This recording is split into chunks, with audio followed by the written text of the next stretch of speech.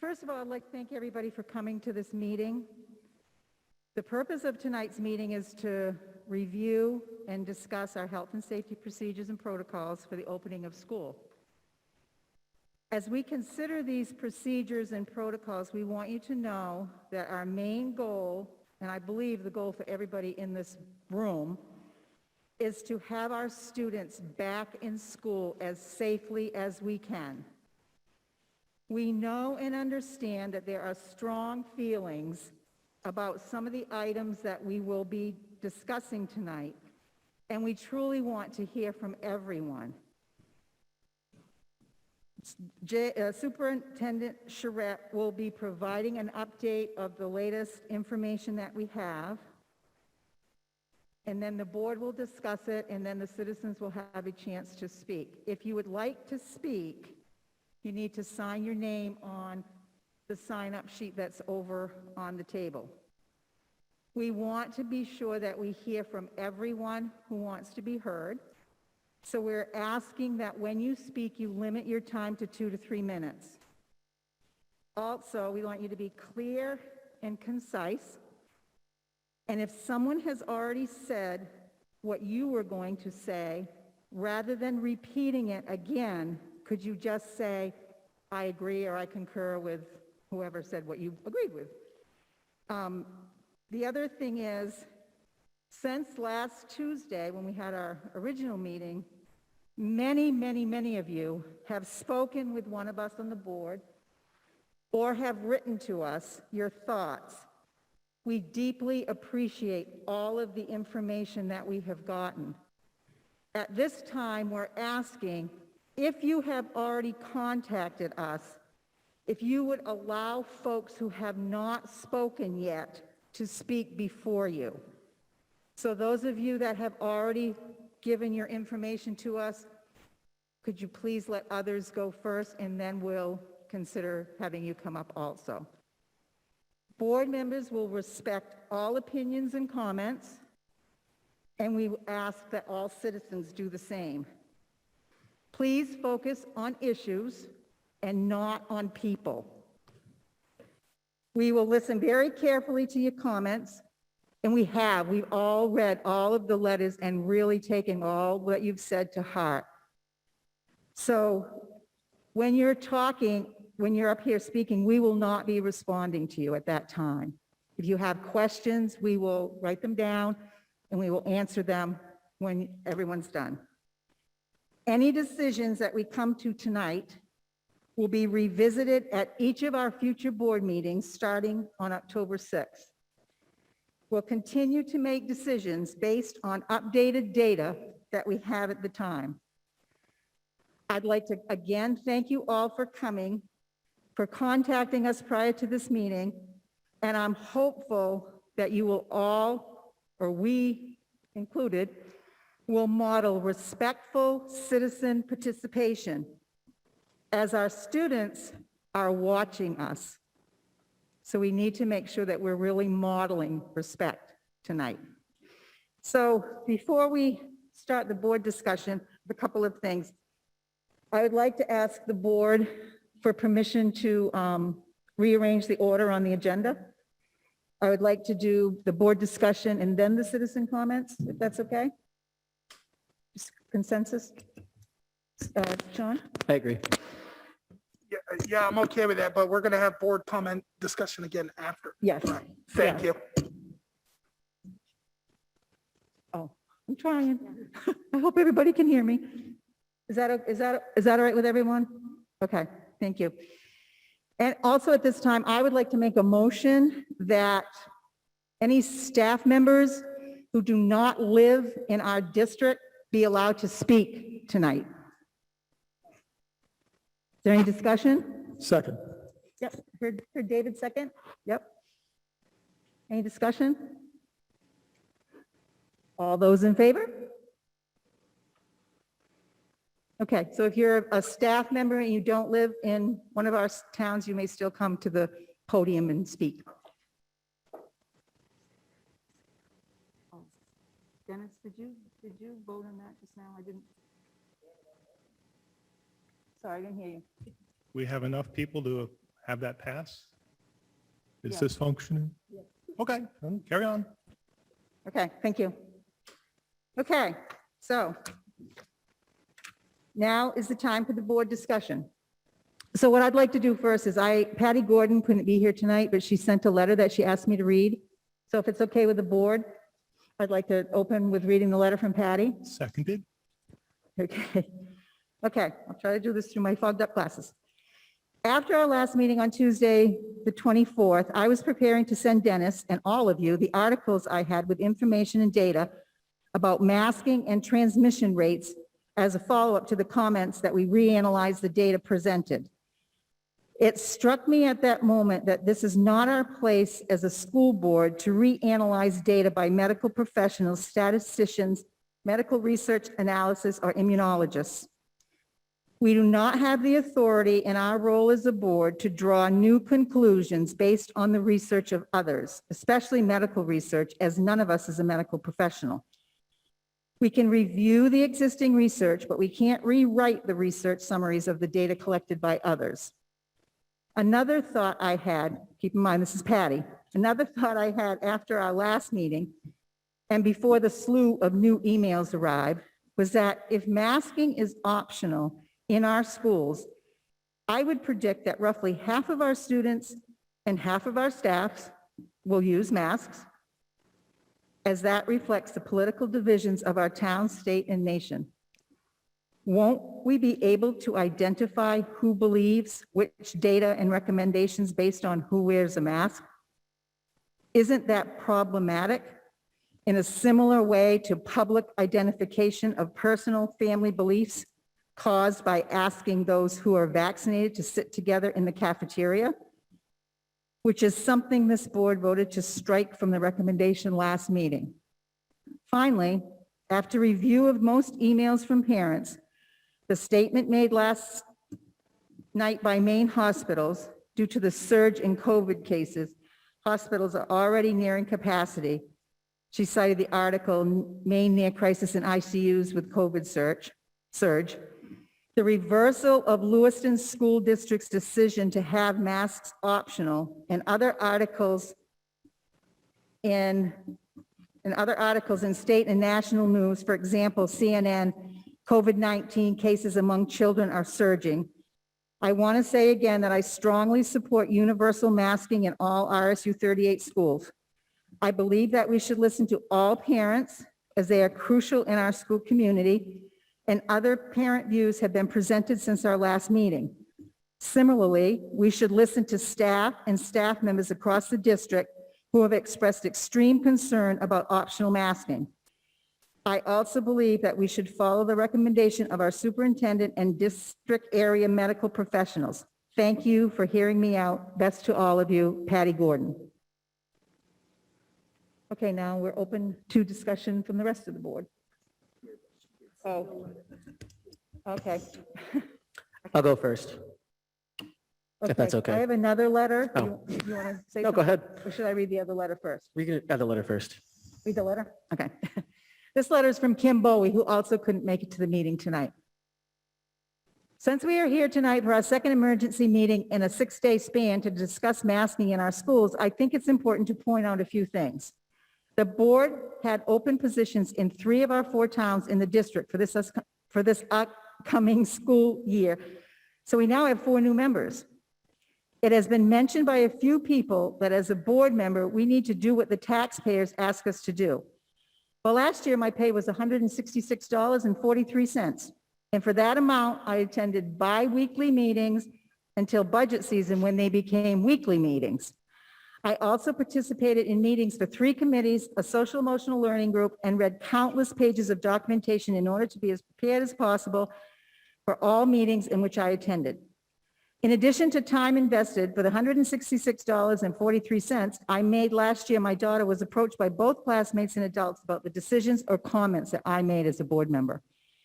I also had the unfortunate experience several times this spring and summer of watching people I know in the community see me at a store and purposefully avoid me or give me the cold one-word response, when previously we've had lighthearted conversations together.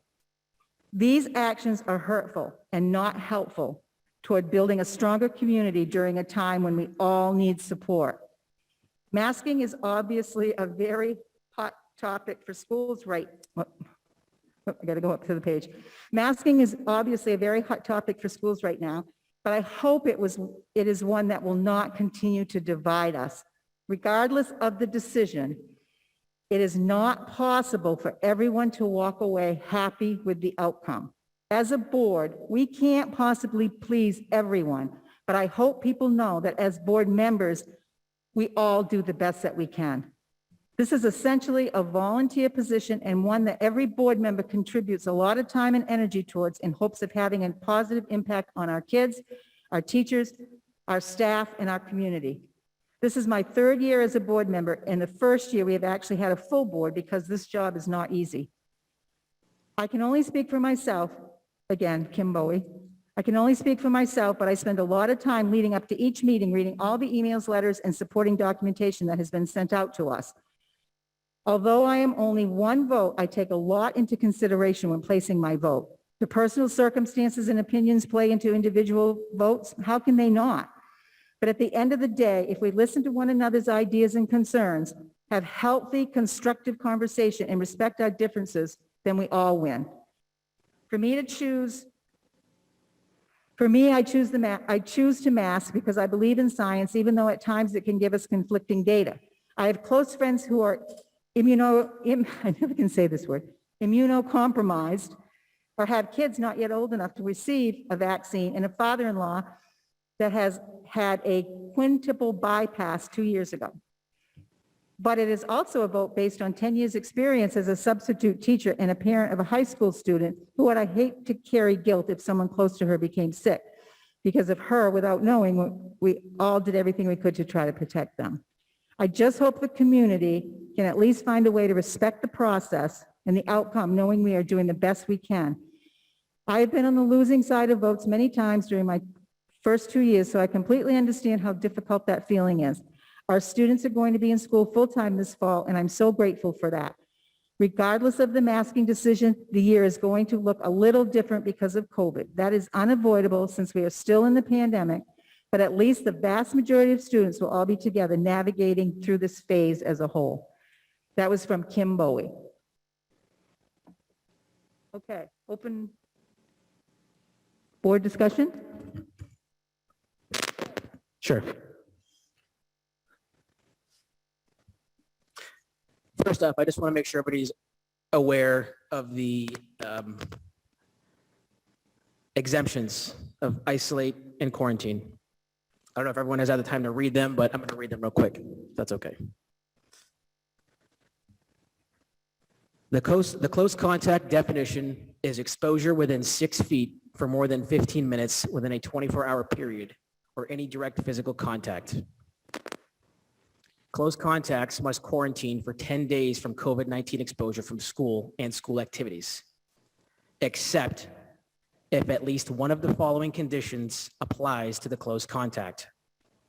1, the close contact, staff or student, is vaccinated, and if the exposure occurred more than 14 days after the individual's completion of the vaccine series. If the exposure occurred after vaccination but prior to the 14 days, the close contact must quarantine for the full time period. Or number 2, the close contact, staff or student, has a previous positive COVID-19 test result, molecular or antigen, collected within 90 days of the exposure. Or 3, the close contact, staff or student, participates in the weekly school pool testing and the exposure was a school exposure. Or 4, the school has a mandatory masking policy. If so, then the exposed classroom student does not need to quarantine from regular school day activities when the student close contact was at least 3 feet from the infected student, provided that the school enforces consistent and correct use of well-fitting masks and no direct physical contact occurred. Exception number 4 is limited to classroom exposures only. Exposures that occur in buses, cafeterias, and school-sponsored activities are not eligible for exception number 4. The exception does not apply for teachers, staff, or adults in the classroom. Staff and students who do not fall within the exceptions 1 through 4 above must quarantine if they are a close contact, regardless of the location of exposure. Although pool testing participants do not need to quarantine from school activities, if an exposure occurs at school, they must follow the main CDC guidelines for community exposure. All unvaccinated close contacts, participating in pool testing or not, must quarantine outside of class and other school-based functions. Thank you, Dane. I've had a request that board members state your name and what town you're from before you speak. So if you could do that, please. Dane Wing from Manchester.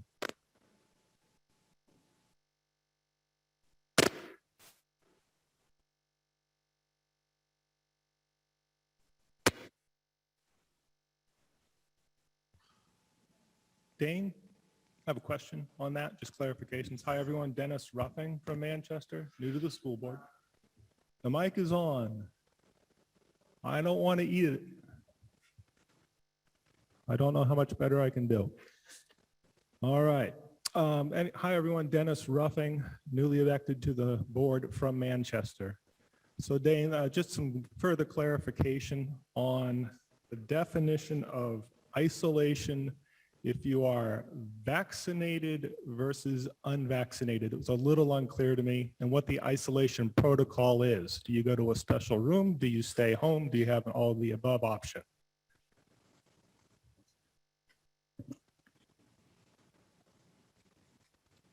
Dane, is that something that you want to address, or do we want to go to Jay to have Jay just talk about the information that he might have? Yeah, I mean, if he wants to do that, that's fine too. Okay, so let's let Jay just give us some of the information that he has, which some of it may be new since we last met. Right. Fair enough. So just very quickly, Dennis, hopefully this will help clear it up. If you're vaccinated, that's one of the exceptions. So if you're identified as a close contact with an exposure in school, but you've had a vaccine, then you do not have to quarantine or isolate. That's one of the exceptions in the SOP or the standard operating procedure. Just very quickly, you guys, I'm going to run through this data. Most of this data was put together last Thursday, so I haven't updated all of it, but I do have a couple of updates for you. So again, using the links at the top of the page from the main CDC, the federal CDC, and then again from the Maine Department of Education, the vaccination rates for youth is where I'm getting this information. So the first thing you're seeing is a graph that shows the case by date. Notice at the top that there's several tabs that you could work yourself through to dig into the data. But the one that I reported using last year was this exact one. So I've stayed with it just for consistency's sake. And you can see that the trend is kind of going up there. I know you don't see the exact numbers there, but last Monday it was 360 cases. On Tuesday it was 288. Then it spikes up on Wednesday to 389. And then Thursday's data is the last one I've got there, which was 279. And then Friday was 415, and that one is not on the page, like I said, because I had printed that out last Thursday. Then I always broke it down by zip code or by schools within our district, or excuse me, towns within our district, so that you can see the cumulative totals going across for each of our towns. And again, those are cumulative since the beginning of the pandemic, and statistics were being kept. Number three, I wanted to correct myself because when I talked last Tuesday, some of my numbers weren't correct. So there were 86 positive cases, and that was September through June. We had 86 positive students. We had 5 positive students, and again, that was September through June. The close contacts, which I only started tracking in November, so that number that you see, that estimated number, is 1,286. So that shows you that multiple times we had students that were out of the classroom from anywhere from 1 to 10 days depending on how it kind of worked out. And I had about half that number at the last meeting, and I apologize, I just didn't flip the page over to keep counting at that point. Then I had to sift back through the staff close contacts. And again, I think I had quoted 110. When I went back and checked carefully, it was 108 that missed between 1 and 10 days. And again, I am saying those are estimates. I tried to keep as close data as I could, but I am being very honest in saying that they are estimates. Then you've got the cumulative information by counties, and you can see where Kennebec County falls. We're not at the top of the list, but we certainly aren't at the bottom of the list. We tend to be in the upper half of those statistics. County color designation, when I had checked last Thursday, it was at the substantial rate. That has changed. I checked this morning and we are now in the high rate at this point. Then on page, the next numeral number 6, that's the dashboard that I reported out on a monthly basis to staff last year, or excuse me, to the school board. And at this point, this is what I know. We have 2 middle school students that have tested positive, and we will have 1 staff member that will be out because of contact that happened there. So I meet with the nurses on Friday mornings and they review the cases with me. So once school starts, I will then have that information. So we kind of need to give them a little time to get their feet under them and find out what's going on. And then number 6 is student vaccine information. I know it's a little tough to see. That little green dot does represent RSU38, and it does say between 75 and 100%. If you scroll over it, they break it down a little further, and in that little box, you'll see it's basically 65 to 69%. And again, that's an estimated total. We are collecting information on staff vaccines, which I will report on in October. I do not have that information yet at this time. And then number 8, I did put a link into pooled testing so people could start investigating a little bit what that all entails. So that's all the information and where it comes from. And again, it looks very similar to last year. Thank you, Jay. Any board members have questions for Jay?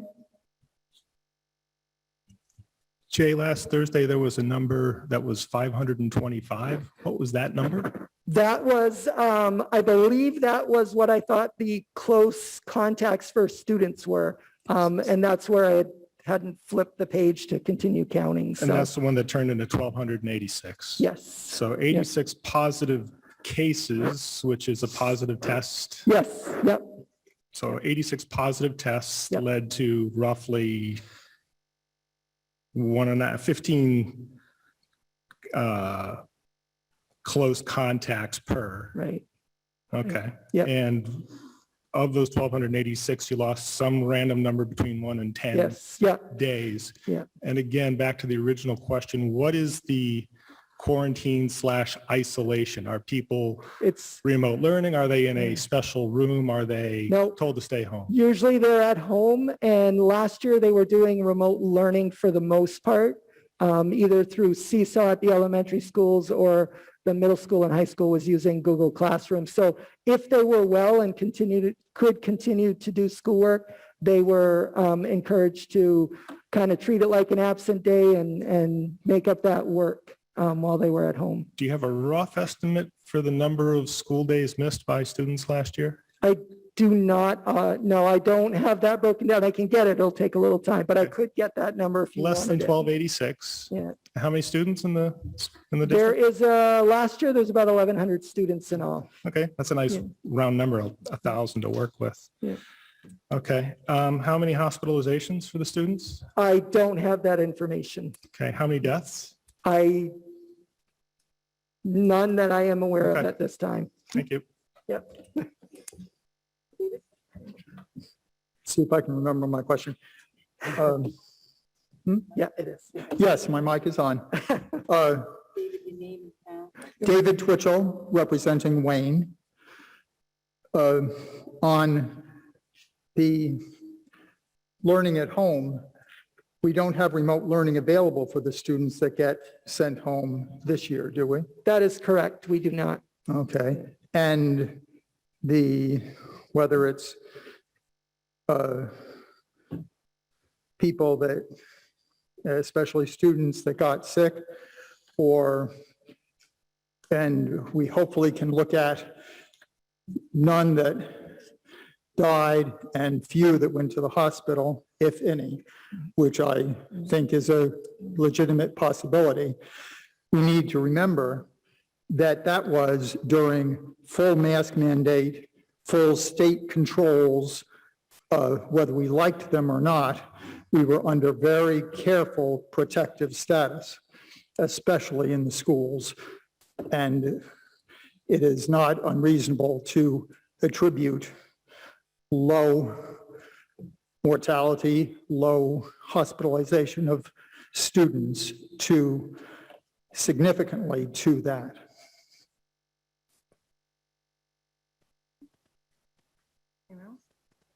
So I would just like to say a few things. Oh, go ahead, Sean. I just want to make, yep, Sean Roderick, Reedfield.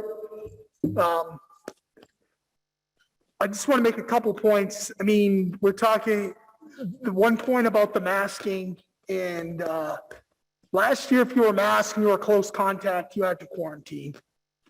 This year, according to the guidelines that the CDC's put out, if we fall under their rule, you don't have to quarantine. Well, I asked the question. I've reached out. I've tried to do the research. What has changed from last year to this year? There's been no answer. It's been silence. We've had a lot of emails, information. Nothing has changed on that end. And we talk about students who, folks want to bring up, well, if you don't wear a mask and, you might need to stay home. Well, or if we don't require masks, students have to stay home. Well, what about students who, I want to always remind about the students who may not be able to wear a mask all day. They're going to have to stay home too. So there's a decision on both sides of the decision we make here tonight. There's someone that's going to be affected. It's not just those students who might be affected if we don't require masks. There are students and people I've heard from, if they have to wear a mask all day, they could be affected. So I just want to remind that side of the coin. Thank you, Sean. David? The balance and how it affects everybody is very important. On students that have trouble, whether it's medical or emotional, with wearing masks, last year, all year, we had available, and we are going to continue to have available for any students like that or that just feel the need to have face shields instead of masks. And so if there's a masking policy, there is an option that may not be perfect for everybody, but does provide an option for those that can't wear a face mask like this. Kelty? Kelty Bodwin, Wayne, Maine. So I have a question, guys, that I'm not clear on. Okay, if we're all wearing masks, does 6 feet turn to 3 feet distancing? I hate the whole distancing thing. So it killed me to watch the kids be so separated on the playground. So with masks on, does distancing shrink up? Does it go back to normal that way? Or do we still maintain 6 feet with masks on? Does any of that change? Can anybody clarify that for me? So I cannot keep up with these CDC guidelines. So I'll read to you what the CDC says, and this is right off of their website. The CDC recommends schools maintain at least 3 feet of physical distance between students within classrooms, combined with indoor mask wearing by people who are not fully vaccinated to reduce transmission. When it is not possible to maintain a physical distance of 3 feet, such as when schools cannot fully reopen while maintaining this distances, it is especially important to layer multiple other prevention strategies such as indoor masking. That's direct from the CDC site. Okay, could be better. My next question to talk about is what is the magic number that changes these stipulations? What are we looking at here? What is the end game? How long are we going to wear these masks? You talk about all these cases, maybe we're achieving natural immunity. Maybe we don't need them. And, you know, thank you, but I'm just thinking out loud here because it's really important to roll these ideas around. We're going to have cases forever and always. So what is the magic number we're looking at here, guys? What's our goal?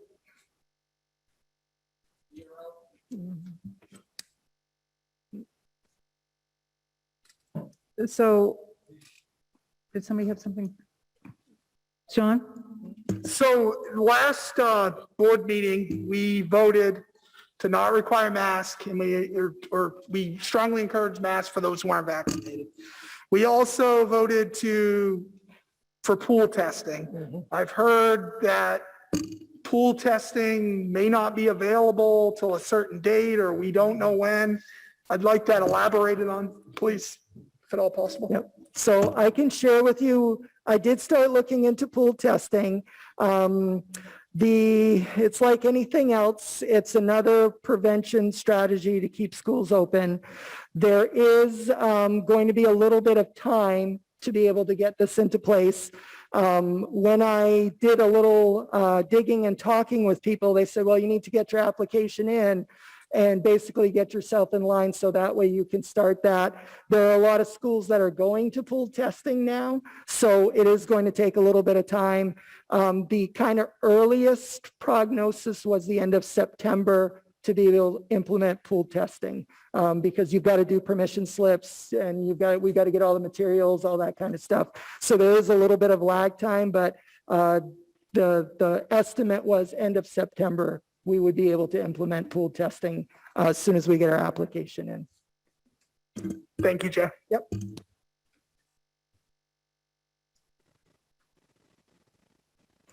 So just a few things I'd like to say is it's around this pool testing. I was under the impression at our last meeting that we could keep our students in school if we did pool testing. And that, to me, is the main thing here, is keeping our students in school safely. Well, now that's changed.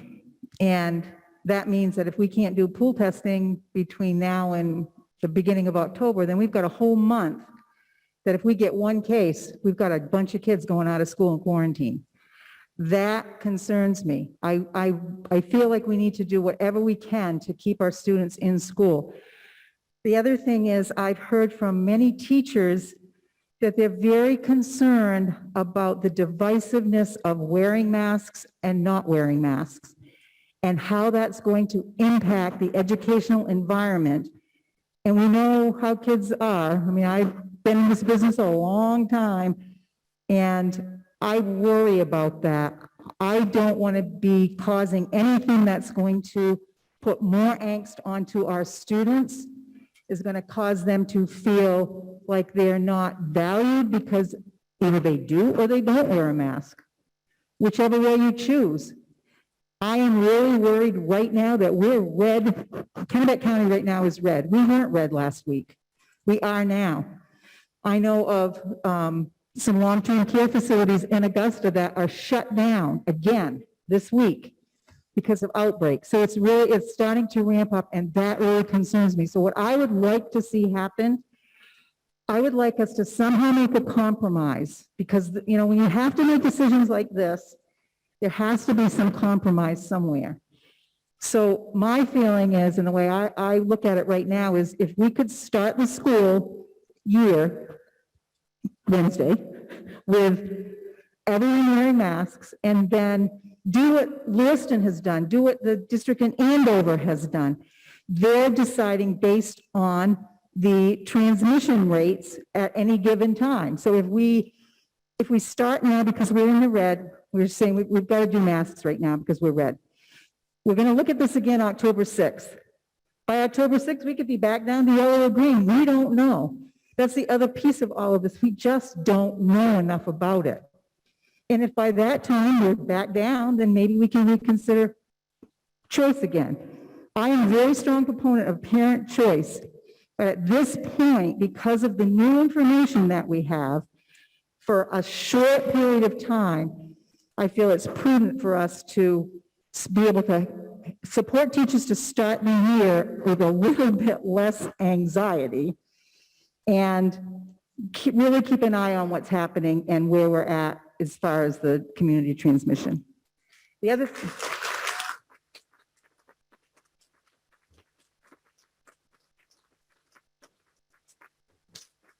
thing that I'd like to ask, maybe you can answer this question, Jay, is if we do decide to mandate masks, will the school be providing masks? And the other thing that I know is that we're going to have kids that are at school for a longer period of time this year. Will there be chances? There should be, because we know, we really don't know anything, but the trend is that you really need to change your masks throughout the day. So I'm just wondering, well, number one, will the district provide masks? Number two, will kids have options to change their masks throughout the day? I know there'll be mask breaks, but can they have, will there be specific times when, okay, it's a mask break, a mask change time, because I think that's important. So yes, we've got a supply of masks. We had them available last year in classrooms and when people were entering buildings and offices and such. We will continue to provide that. The DOE has a warehouse that all we have to do is simply order them. And absolutely, I actually was talking to someone, Sean brought that up last week, and I was actually talking to someone about it, and that will certainly be worked into our standard operating procedures. I think that's an easy thing to do. Yep. Kathy, that would be putting the cart before the horse. This is Dennis. I'm not shy. So we just started talking about how we get masks for people. Right now, we don't have a policy like that. I know, and then you went a step and a step and a step and a step. And so my concern is that if we tie ourselves to a number of red, yellow, orange, or green, if we go on positive cases and do all of this, once those masks go on, they will not come back off. Not just this year, but never. What we did last week, we did not debate the science or the facts. We didn't really debate them. But what we did do was start to put an idea in place of, let's actually look at the data and evaluate the risk to everyone of COVID for children, for adults. And if there's a significant risk, which many people in this room are absolutely concerned about it, if there's a significant risk, what kinds of things can we do to mitigate the risk? Masks and open windows and vitamin D and more time outside because air is good for you and other such things, vaccinations. And then I thought, wouldn't it be nice if we could actually look at the numbers behind the mitigation approaches? Do masks work? Does vaccination work, et cetera, et cetera. So that's how we got as a school board to the voting last week. We didn't do much deliberation about the actual numbers. I volunteered a few, David volunteered a few, and that's where we're at. Just thought I'd bring that up so everybody knows how this got arrived to last week. Thank you, Dennis. Kathy. I just want to point out a couple more things. This year, I don't know if everyone knows, but masks outdoors are optional, which is different from last year. Second, when a decision is made, people would call that democracy. It's decisions made, we're not changing. Sometimes decisions are made and we don't have all the information available to us. When that information becomes available to us, you have to take yourself out of tunnel vision, detach yourself from your subjective thoughts, and start thinking objectively. Our goal, as Kathy has stated, is to keep kids in school as long as possible. Data, your own opinion, that's not going to keep kids in school. The CDC has given us four exceptions to keep kids in school, one of which is not available to us at the start of school. That was recommended because that is a way to not have masks be mandatory. So I guess what I'm saying is, with one down, elementary school kids not able to get a vaccine and not had COVID, there's only one other option.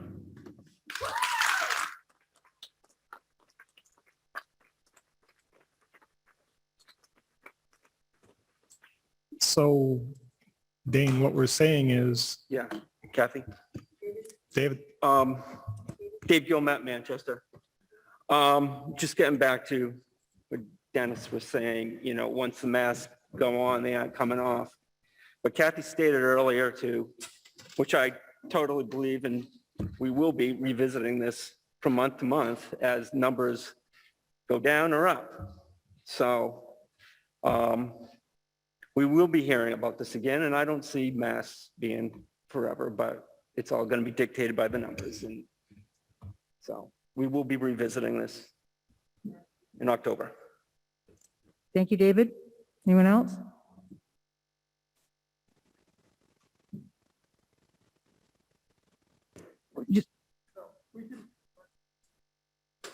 Just one other thing I wanted to mention, Jay, and I think this, we've been working on this. I think in addition to masks, there's that whole layering approach to making sure that the virus doesn't get right here. And the ventilation that we've put in to our buildings, to some of our buildings, has helped. And I talked to Sean a little bit about it, and I'm just wondering if there's more that we can do as far as ventilation in the buildings to help with this. So, I also just want to make a point that, oh, sorry, I'm Melissa Tobin from Mount Vernon. You're welcome. I wanted to make a point that, yes, we had 0 deaths in our schools, but there were 85 deaths in Kennebec County. And I'm guessing it's very quite possible that out of the 1,200 some odd exposures we had, any one of them could have affected one of those 85 people who died. And that includes senior citizens and the immune compromised. And I want us to keep that in mind as well. I have an 89-year-old grandmother. There are several of us cousins, and we all do everything we absolutely can, including wearing masks around her and out in public, to keep her going for another few more years. And that's really important to me. And I know that's important to people on the board. I'm wearing one right now. Okay, anybody else from the board? Sean? Oh, I guess I want to pay, Dane talks about the CDC has given us basically, I'm trying to use my analogy, what? Basically, they pinned us against the wall. Either we're voting, the CDC hasn't backed up, in my opinion, what they're saying. They have not answered, number one, what's changed from last year to this year with masks. People still, we were all masked last year. People were still catching COVID. You still had kids out of school. Pool testing we can't get, and vaccines, kids. So that's where it's a struggle for me, is because they can't, there's nothing backing it up. It's like, we basically gave you false choices, in my opinion. We've given you false choices. And you're taking away, I mean, people want to assume a lot of things about people on this board, saying that I'm an anti-vaxxer. I'm fully vaccinated. You don't know anyone who's died from COVID. My grandmother died from COVID, and she followed all the protocols. We didn't get to see her before she died. So people need to stop assuming things. And I'm putting it out there because I've received numerous calls on people assumed a lot of things in emails. So, and we don't know who's going to show up at school masked or not masked. I voted not, last week my vote was public, it got sent to it's everywhere. But we had the conversation with our children that they're going to have to mask when they're in public, in open space. So it's a real struggle, this vote, but there's nothing to back up what the CDC has told us. And also, when you talk about the mask, talking to my son's allergist, who's going to have to change his mask every 2 hours, it's written. Very few people in this room, I don't say nobody, are wearing the mask that you should be wearing to fully protect. Northern Light Hospital and their doctor's offices, when you go in there, they make you take your mask off or put a mask over you. So we're talking about a lot of false choices here, in my opinion.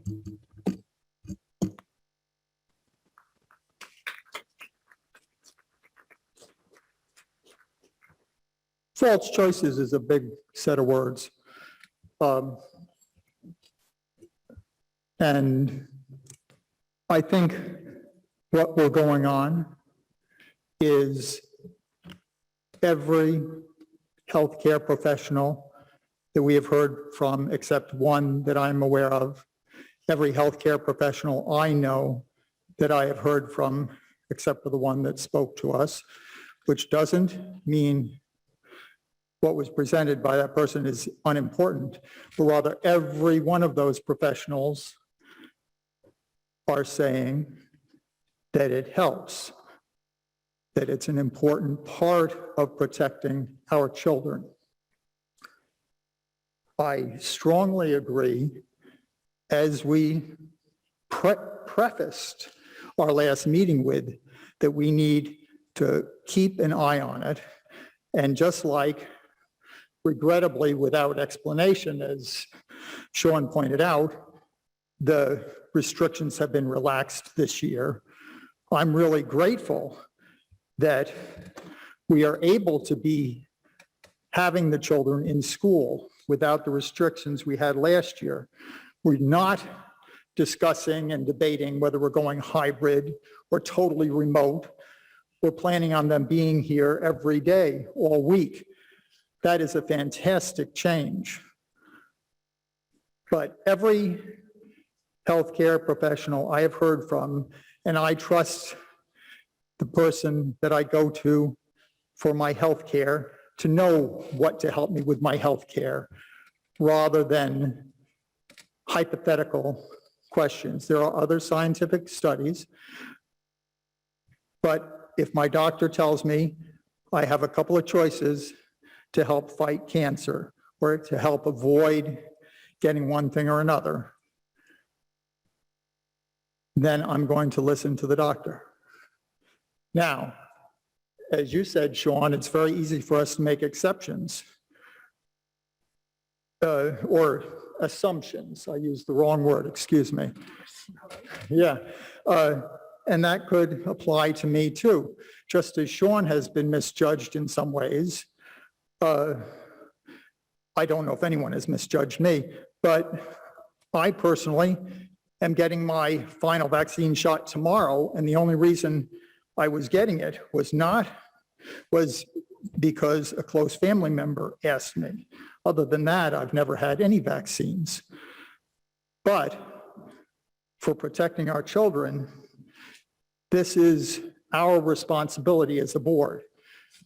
Parents can make a choice for their own children, but we're deciding for every student in the school. And that gives us a legal responsibility as board members and a moral responsibility. Kelsey?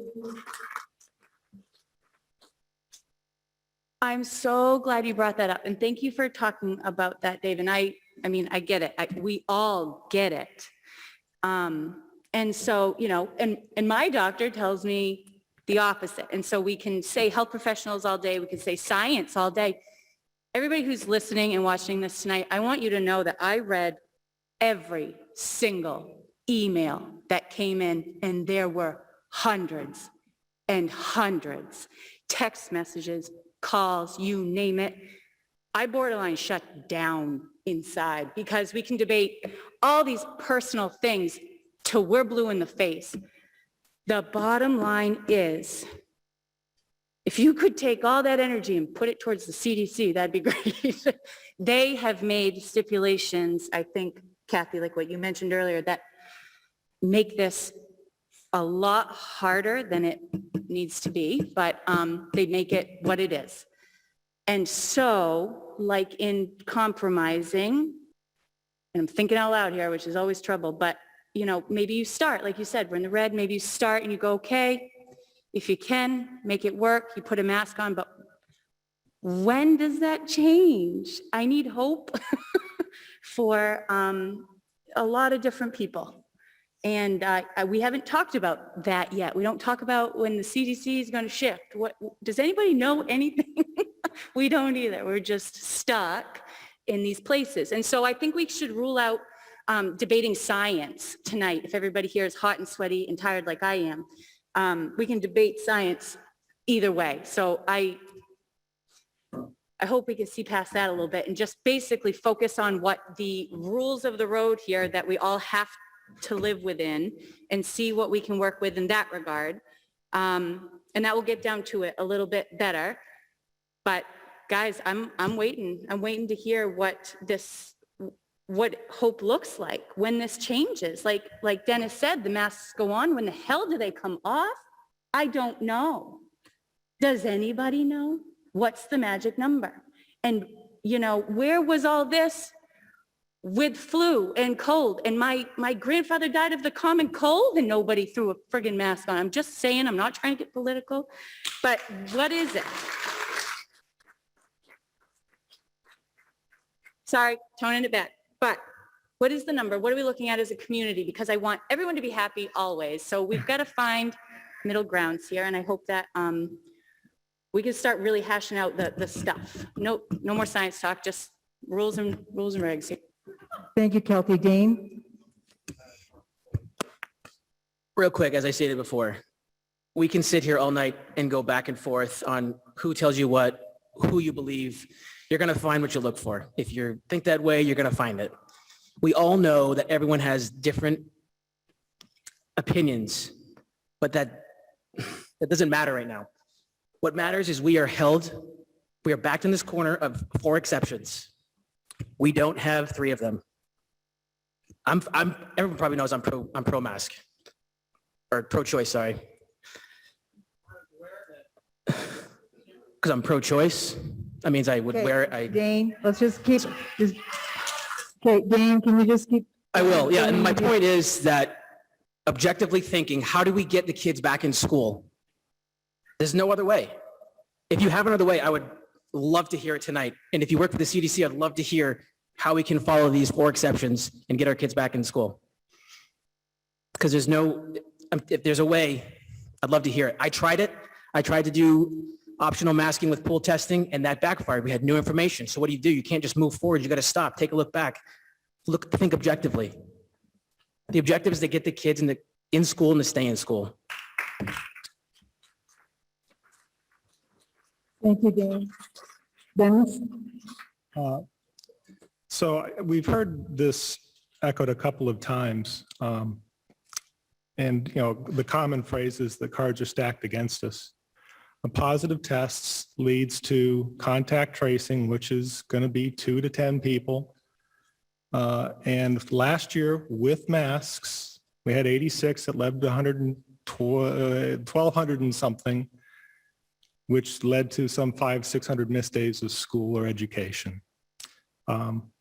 They tell us that this Delta variant is more contagious, not quite as virulent. I don't know. Maybe it is, maybe it isn't. However, mask or no mask, you're going to have greater numbers this year of positive tests on the PCR test scale that is done at 35 to 45 cycle counts.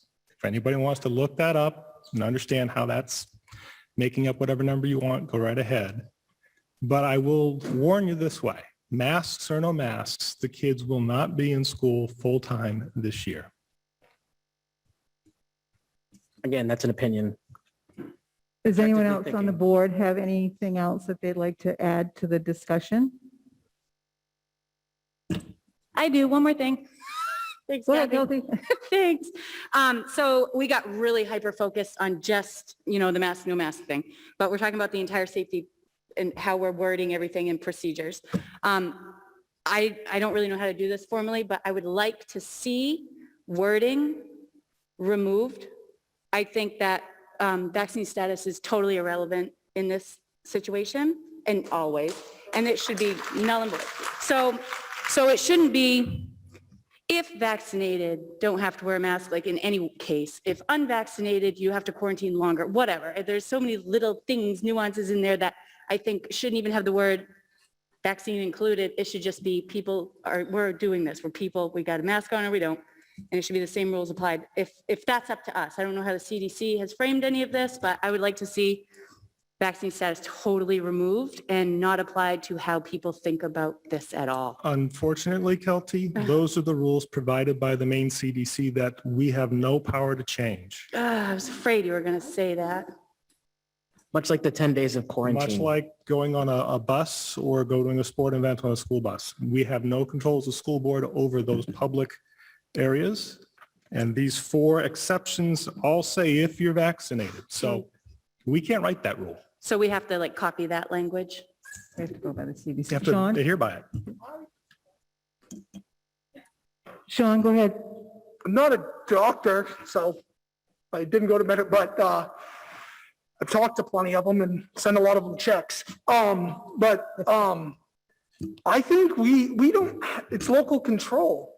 And I think if we say everybody has to wear a mask or not, that's the vote. Whether you're vaccinated or not, you don't have to, as people have told me numerous times and people clap, it's the CDC's guidance that everybody wear a mask if you're not vaccinated. But we could say, and we've heard we want to be a caring community, that if you're not, because then you're dividing. I see what Kelty's saying. You're dividing people. Oh, Susie, you're not wearing a mask because you're, or vice versa. We've heard it from it's reverse role of what we've heard.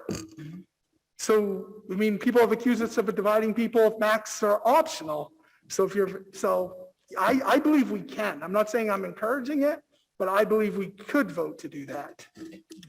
Dane, you've done more research into this rules, the 4 exceptions, et cetera. Am I misunderstanding or misrepresenting it at all? I probably am. I think bottom line is, if we're in school and it's optional masking and you don't have pool testing, you're not vaccinated, and you haven't had COVID within 90 days, you're quarantining or isolating for 10 days. And I don't only know. a tighter test can tell if you've had it within 90 days. Correct.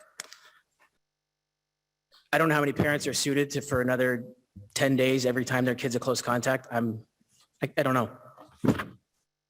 I'm not saying this falls in the exceptions. I think Kelty's question was, could the board vote if we voted that everybody has to wear masks, that we don't talk about if you're vaccinated or not? Because I believe that's a parental decision, not the school board decision, or that's a parental choice. I think that's Kelty. Is that your question? That's exactly it. And we're just striving for inclusivity and not any more division, for crying out loud. Right. Yeah. I'm not saying it falls in the exceptions. I'm saying in the school policy, if we voted to have masks, we could say everybody has to wear a mask whether you're vaccinated or not. We could vote to do that. That's what I'm saying. And he's saying it has to fall, or I think Dennis was saying it has to fall within those exceptions. I think we could vote to do that. You have to, in order for that to get exemption for it, the school has to have a mandatory mask policy enforced. And if you do that, and if it's a school exposure, you fall into that exemption for it, unless you're vaccinated, unless you've had COVID in the last 90 days, or unless you opt into pool testing, which is not available right now. Right. I don't disagree with anything you're saying. No, I'm just Yeah. putting a lot of emphasis on it. So I agree, Sean. I think we can do that and vote on that, and we can have the language the way we want it. And I agree that I think we should take anything that has to do with vaccinations out of the mask procedures that we're going to follow. Anyone else on the board? have anything else that they want to add? Never mind. David, did you want to say something? No? I thought I heard.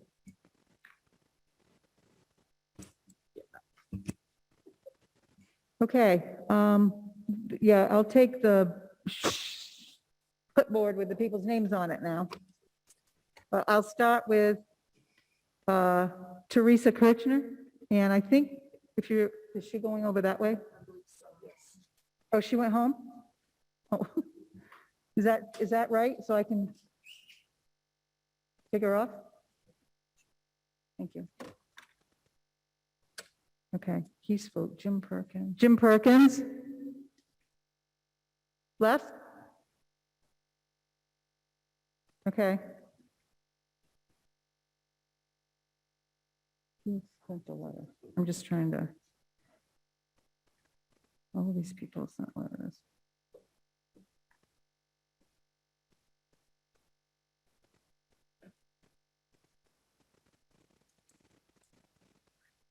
Bill Scott.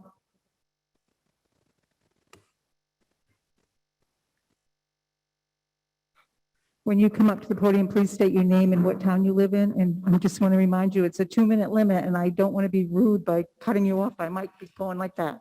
Bill Scott, Reedfield, Maine. I just want to thank the board and appreciate the parental choice you did last time and hope you do it again. Thank you. Thank you.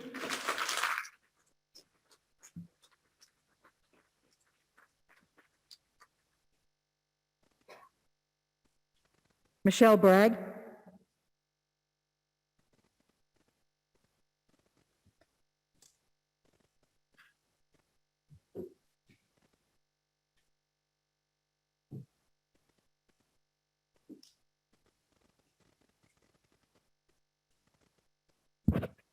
Hello, my name is Michelle Bragg, and I'm from Manchester.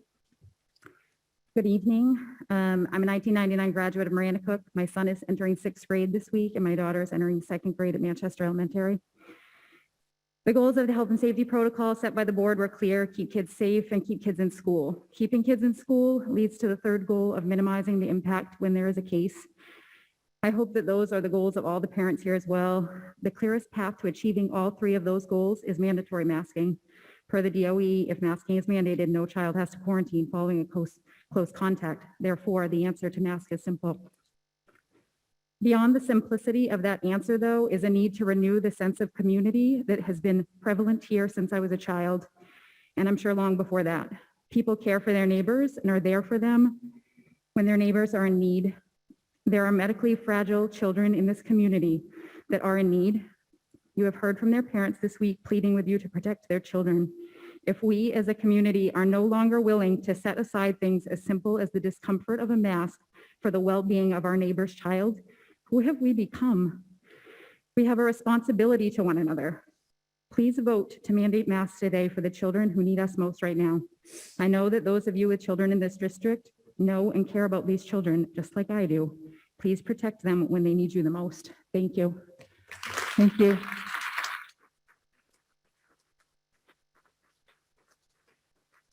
John Valor, sorry if I'm not pronouncing these names right. John Valor. Oh.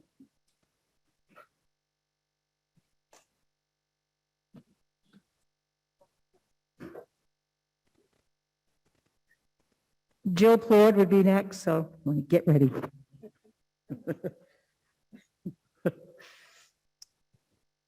John Thaler, Manchester.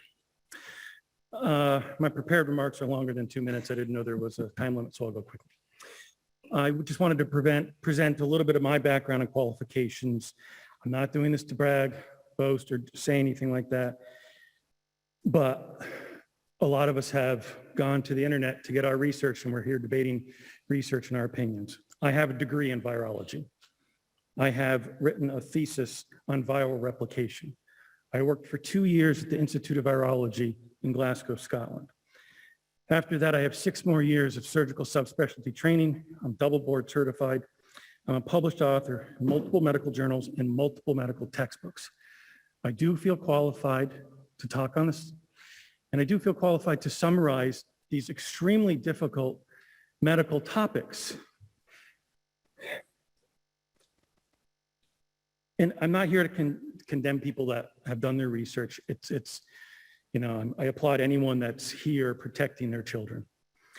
But what I hear in this discussion is a lot of strong opinions and rigid beliefs that these answers to these difficult questions are binary, right or wrong. Vaccines work. Vaccines don't work. Social distancing doesn't work. Masks don't work. Masks work. Kids don't get sick from COVID. Every single one of those statements is wrong. They're all wrong. It's so much more nuanced than that. But we're here to talk about masks, and the statement that masks don't work is demonstrably false.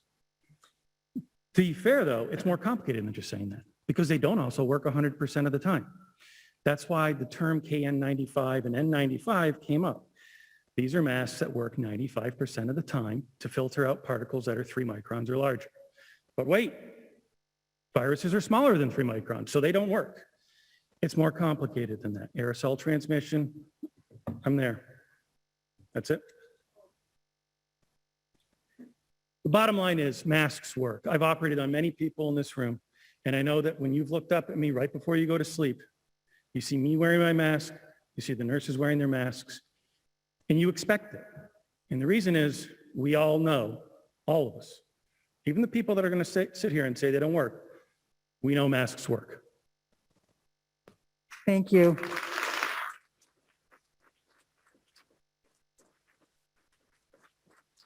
So before you start, Mike Danforth will be next after Jill.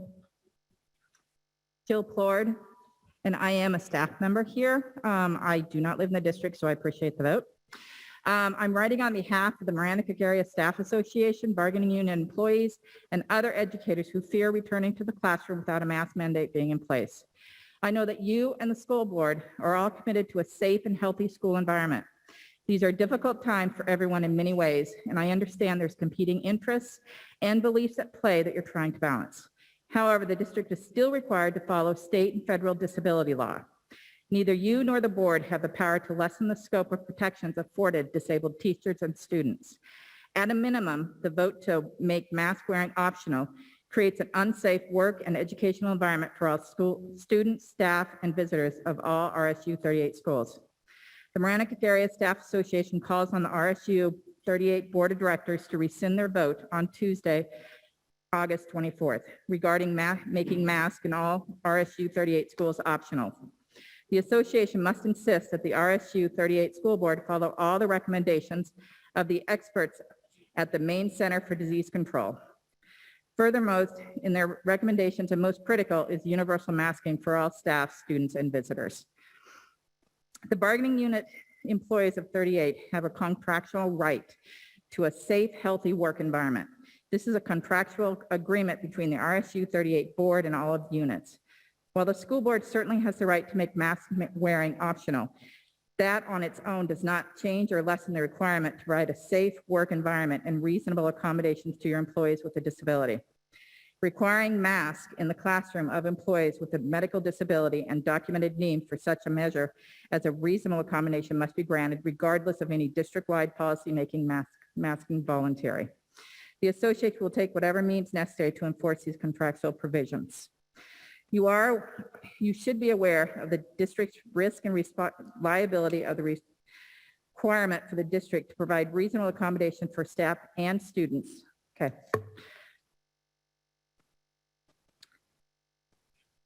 I know you guys got this, but the last one is, in these uncertain times and with the Delta variant spreading among the vaccinated, and especially among younger children who are not able to be vaccinated, I believe it's a prudent course of action to mandate mask usage universally through the district.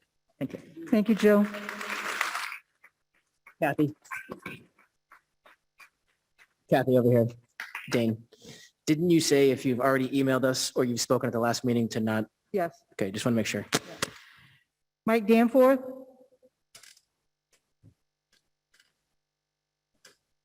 And after Mike is Jessica Digman.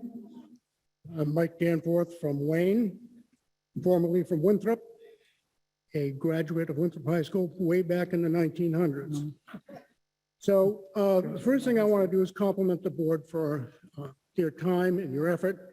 When you come around to see us and ask us for your support, the one thing that we take for granted is that you will make decisions that are in the best interests of everyone. And so that means to evaluate information that you have available to you. I've done a lot of public service, been in the military, served on my local zoning board of appeals, planning boards, town council, done intern for a congressman. So I've done a fair amount. I've got a couple of philosophies I'd like to share with you. One is when you have to take something up, don't kick the can down the road.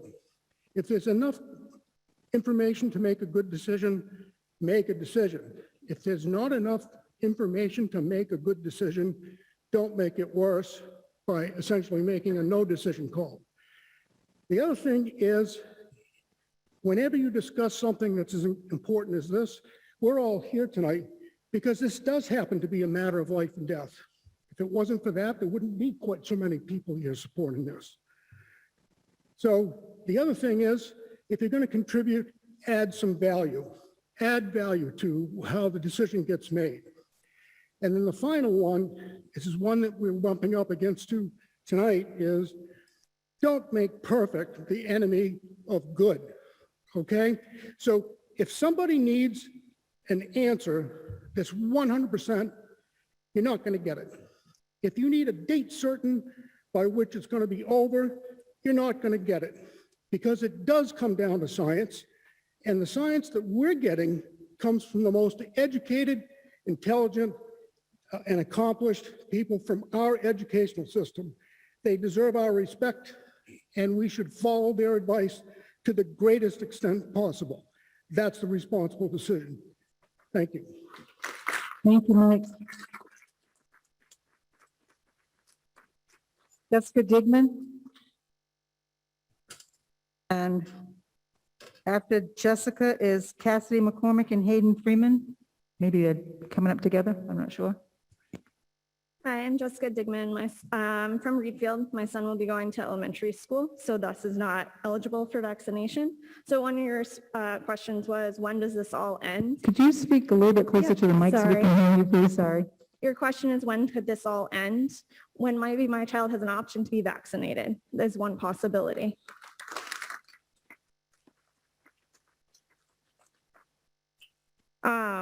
Also, I don't know in the numbers that you guys have looked at, the Academy of Pediatrics and the Children's Hospital Association have been collaborating, collecting data across the country as far as children specifically in COVID cases. In the last week, 204,000 children have been diagnosed with COVID. That is a fivefold from previous things. They make up 14.8% of the total cumulative cases of last week's numbers.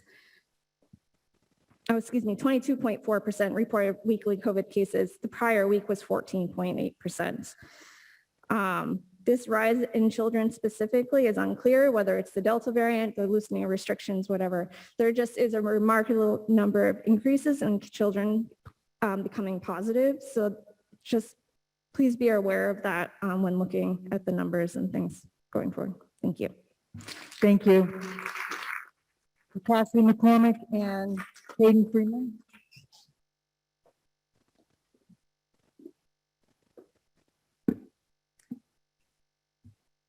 Hi, my name is Cassidy McCormick, and I'm an incoming sophomore at Marana Cook this year. I would like to first start off by saying that public health is not a family decision, and the fact that as a community we would allow politics to enter the conversation about students and children's well-being is really disappointing. The CDC has not once said that unvaccinated individuals, including children, should be unmasked indoors. There's no possible reason that the school board would ignore health organizations' recommendations unless personal opinion is getting in the way.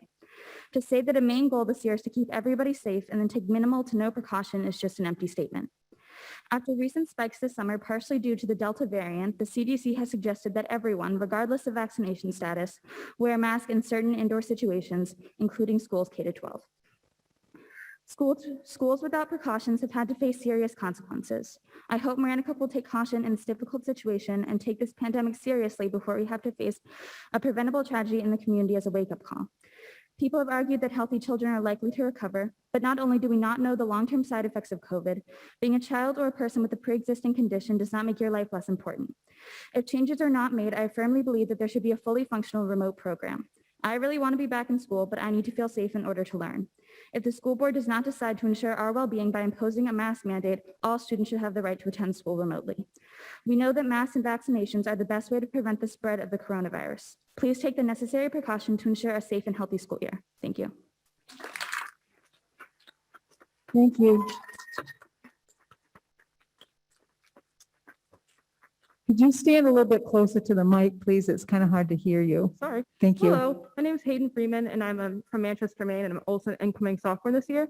I would like to just reiterate some facts on what it's like to be a student during COVID this last year and let that speak for itself. As you may know, we had 4 different cohorts last year to minimize cases, a remote option included, as well as an option to go all days later on during the year for students who needed to as cases were lowering. Even with the existing precautions with both masks and cohorts, Maranacook High School alone got shut down at least 3 times last year, not to mention the various times students had to stay home because they were close contacted. I happen to be close contacted, but thanks to the fact I wore a mask and the individual who tested positive were theirs, it was negative. What do we think will happen if we take away all precautions that have been scientifically proven to prevent the spread of COVID-19? As a student last year who juggled remote learning and in person, remote learning was challenging to say the least. Some teachers weren't able to properly meet the needs of students as they struggled with the technology aspects in handling both the class they had in person and remote. A simple question that could be answered in matters of seconds in person could take hours and sometimes a day to get a reply. In some instances, teachers would tend to disregard home situations, such as not having access to high-speed internet or printers. I know for a fact there were students who struggled with this in particular, having to handwrite worksheets that could have easily been printed at school, costing hours of unnecessary work. Not to mention what it's like to learn remote when you have siblings who are also trying to get their remote work done. On top of that, extracurriculars were happening, but continuously shut down because of COVID, making it extremely difficult as a team or club to get anything accomplished. Overall, managing all the new aspects of last year was tiring at times and very stressful and overwhelming for everyone. If we want to achieve a new sense of normalcy this school year, making school a safer, more comfortable space for students who are facing this harsh reality, then masking is the only way to do it. Masking is a necessity of this school year to ensure the health of Maranacook students. Let us follow the clear recommendations of scientists and health organizations as both the community and school district. I urge you as a board members and members of our community to please do the right thing and vote for masking this school year. Please do not set us up for failure. Instead, set us up for a successful school year with no need to shut us down. Thank you. Thank you.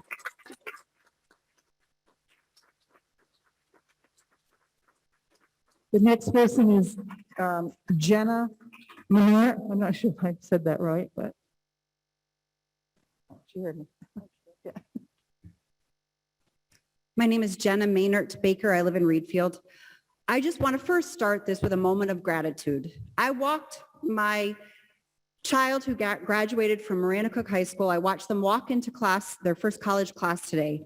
My child lives on the autism spectrum with OCD and major depressive disorder. And I know because of the innovative approach of Maranacook, the advisee time in the morning, the amazing approach the middle school takes, which I've had people say, how come they do 6th, 7th, and 8th grade? Why would they do that? And when I asked the very awesome Dr. Levesque why and got a great explanation, I thought this is the school district that I chose to move to because of those things, because you do the right things for kids, because you read the research and follow the research.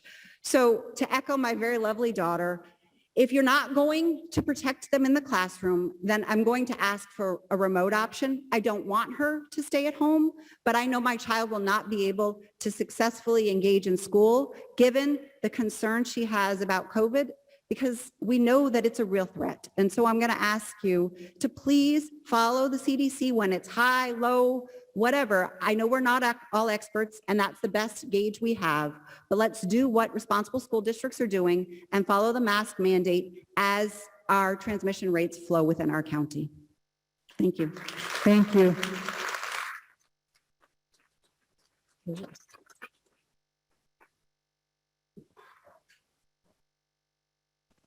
Okay, so I'm going to have trouble with this next one.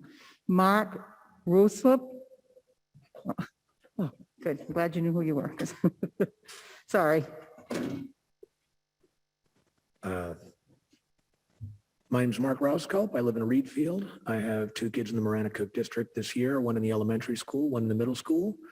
My prepared remarks have actually already been covered by other speakers, and I would instead like to address a point to the representative from Maine who brought up the question of herd immunity, which has been something of a buzzword in the space lately. And regardless of what you believe about whether it works or not, in order to achieve it, people need to get sick. And when people get sick, some of them will die. This is the case with measles, mumps, rubella, any disease to which we have at some point or another developed a vaccination, any disease to which we have achieved some degree of herd immunity that still does not 100% protect us. We have tools, we have science in order to minimize the damage that we would suffer. There is absolutely no reason for us to not use those tools. I understand that there is a strong argument to be made for giving individuals the opportunity to make decisions about their own health. But we're not talking about individual decisions. We're talking about the herd, all of us and our kids. And I urge you all very, very strongly, please, to keep this in mind and your responsibilities towards our children. Thank you very much. Thank you. Laura Popper. Okay, thank you for notifying me of that. Susan Payne Nelson.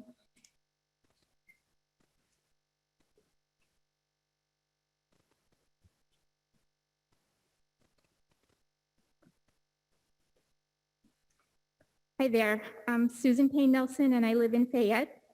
First of all, I'd like to thank the board for scheduling this meeting to revisit the issue of mandatory masking in school and for your willingness to listen. I very much appreciated hearing from my fellow parents, teachers, and students who have shared their thoughts and feelings on the subject.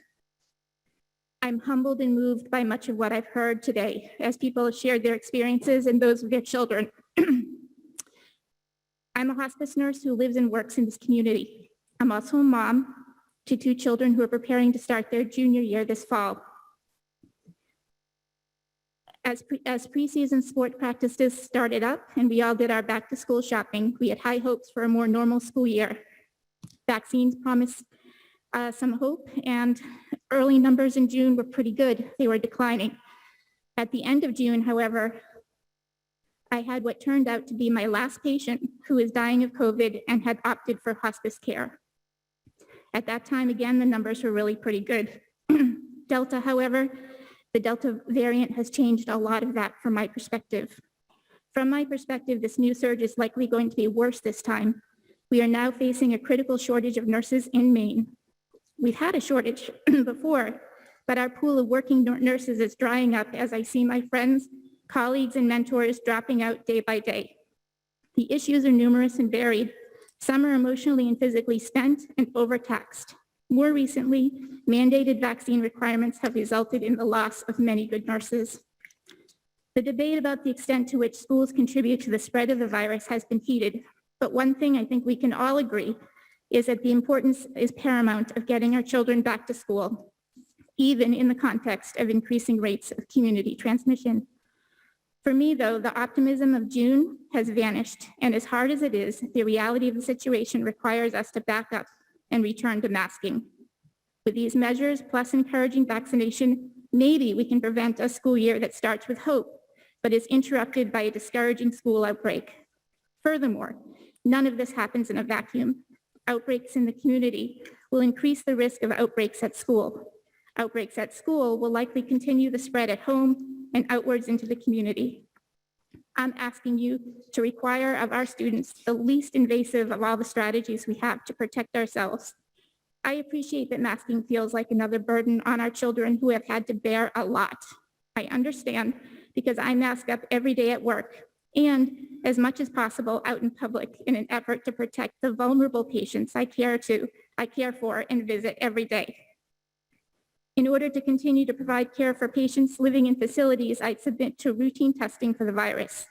I've taken the vaccine and will be right there standing in line if I am recommended to get a booster shot. Whether or not you believe in the efficacy of these measures, you must be able to recognize that I do these things for your loved ones. My request is that you consider mandatory masking in school. For all this is grounded in a desire for our children to have as normal a year as possible and to keep them in school.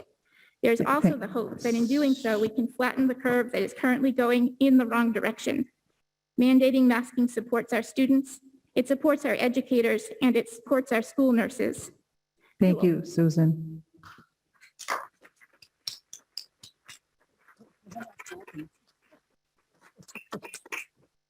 Okay, let me see where we're at here.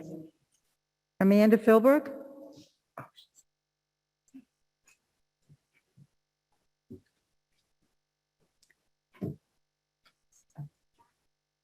I did speak last week, but there were other folks that emailed in and spoke, so I would like to have just a moment to speak. Okay, you have 2 minutes. All right. I think it's appalling that you would bring up compromise. What we are asking for is a compromise to have the families that would like to wear masks, wear them all day long, wear them all night long in your own home. I don't care. But make sure that we as parents of the same community have that choice for our own children. And vaccination, regardless of whether you're vaccinated or not, should never come into play, okay? That's our privacy. It's an invasion of privacy for you guys to even suggest that vaccination is at all part of how we're going to take care of our children or support our children at school, okay? And so I feel as though if families want to vaccinate, they should be able to. And if they want a mask, go for it. But I don't want to be told what to do with my child. And if the masks are so wonderful and the vaccinations work so great, then I think that they should be okay. And if they are so compromised as to not be able to be protected enough with a vaccination and a mask, then maybe they need to go somewhere else, okay? I'm done with this and I am ready to move on. Okay, but let's, thank you for your thoughts. So, I would like. No, I'm not asking her to stop. I'm just asking someone else in the audience to stop so she can continue. My child in middle school was exposed 3 times last year. I refused to even test him because he had no symptoms whatsoever. So we actually opted for the 14-day quarantine in order to make sure that the community was safe. Never once did he get sick. We vacationed all summer long. 99% of the children here in the community did not mask up all summer long. My children didn't, and all of the people that I surround myself didn't. And so to expect them to mask up as soon as September happens and school, it's infuriating. And I'm here to advocate that we as parents have that choice as to what we do with our own children.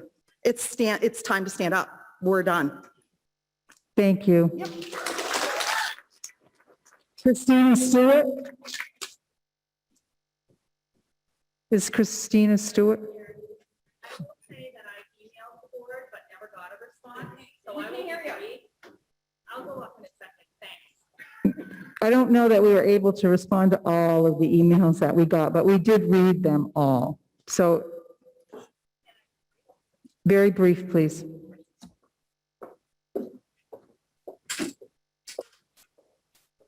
So a little bit about my background. I am a public health professional. I do have a background in infectious disease. Could you stand a little closer to the mic, please? It's hard to hear. Yeah, can you hear me now? Is that better? Really close? Now, oh, yeah. Okay. So I am a public health professional, and I do have a background in infectious disease. And I'm not going to go through the big spiel because one of the doctors who already spoke so eloquently made his point. What I will say is this: it's not about your opinion. It's never been about community opinion. If we wanted community opinion, we'd talk about the food that's served at school. We'd talk about dress code. This is about health and safety above all else. It's about the health and safety of our children. It's about the health and safety of their families. It's about the health and safety of our community.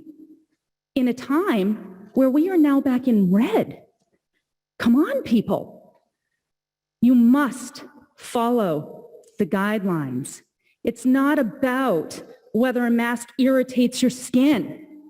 It's about the fact that while, yes, some people may contract COVID-19 and they're going to be just fine and they're going to go about their day.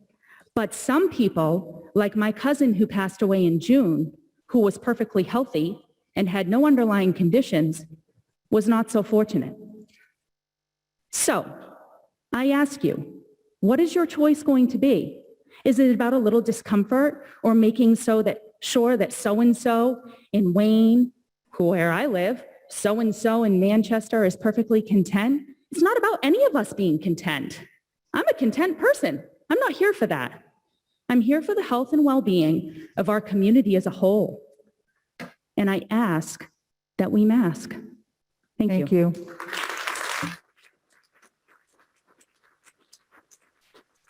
Laney Bushy? Okay, thank you. Leslie Marco?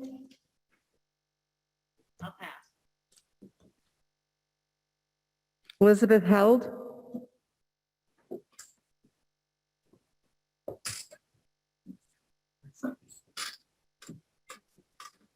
Good evening. Thank you for the opportunity to speak to you. I have been a physician assistant for 40 years. I was the 180th PA to come to the state of Maine. I am now medical director for ambulatory practices at Inland Hospital. I'm from Reedfield and I have 3 grandchildren in the school. You cannot deny the science. We need to have these kids masked. At Inland, everyone masks at this point, whether you're vaccinated or not, doesn't matter. We're all masked.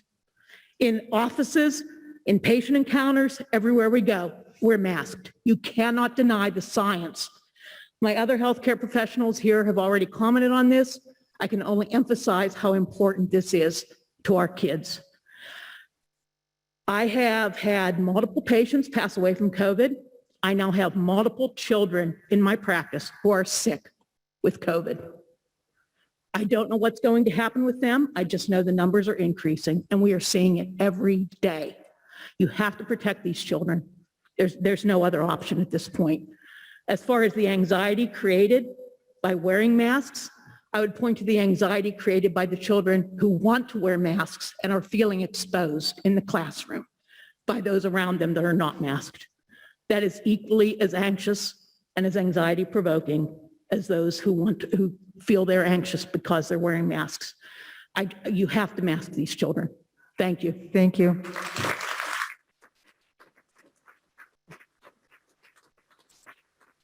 Jenny Kingsbury? I have nothing to add. I sent an email. Thank you all. Thank you. Patricia Poulin?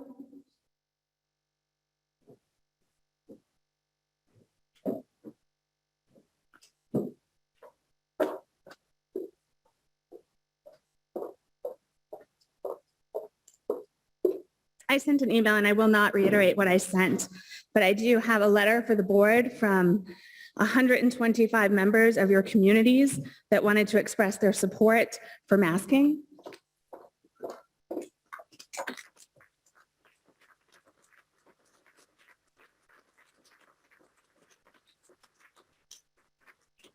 I'd also like to draw your attention to the last page of that packet that I'm handing out. That is from a mother of a high school student in this district. I do not know her, but she emailed me because I was going to be here today and she couldn't be. She's at the hospital. She's taking care of the people at the hospital. And her message to you is at the end of that.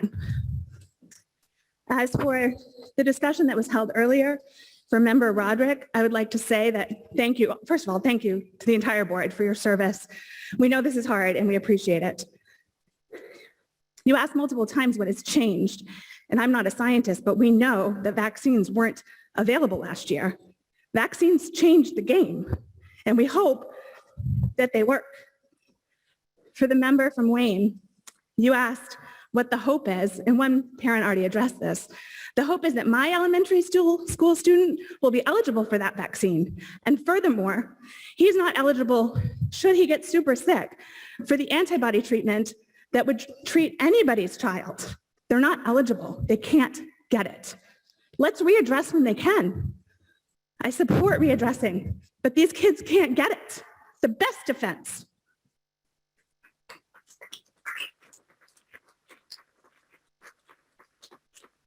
Remember Roughing, and I'm sorry if I'm pronouncing that wrong, sir.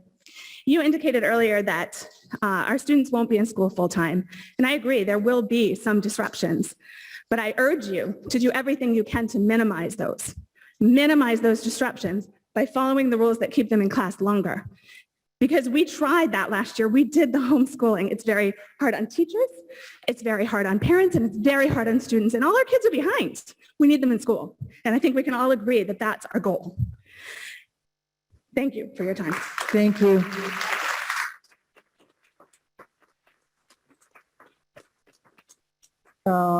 Jade Parker. Did I already call it? I did actually speak with Dane. Him and I had a pretty lengthy conversation. I didn't send in an email. I don't know if you guys can hear me okay. I'm a nurse. I work here at Togus. I've worked in COVID. I'm not going to get into the semantics. Do masks work? Do they not work? That's not the point. We're here because we want the kids in school.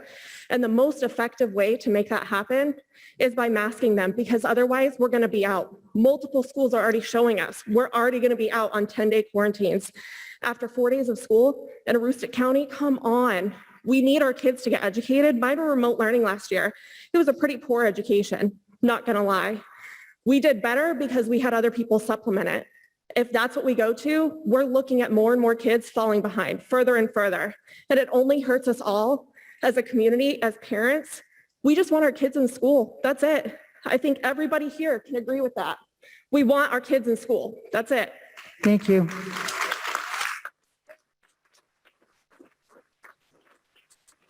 Alex Cates.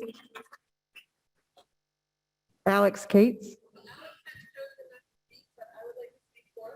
Okay. I'm going to stand here and speak only because I've got to count here how many people have touched that podium and sanitized.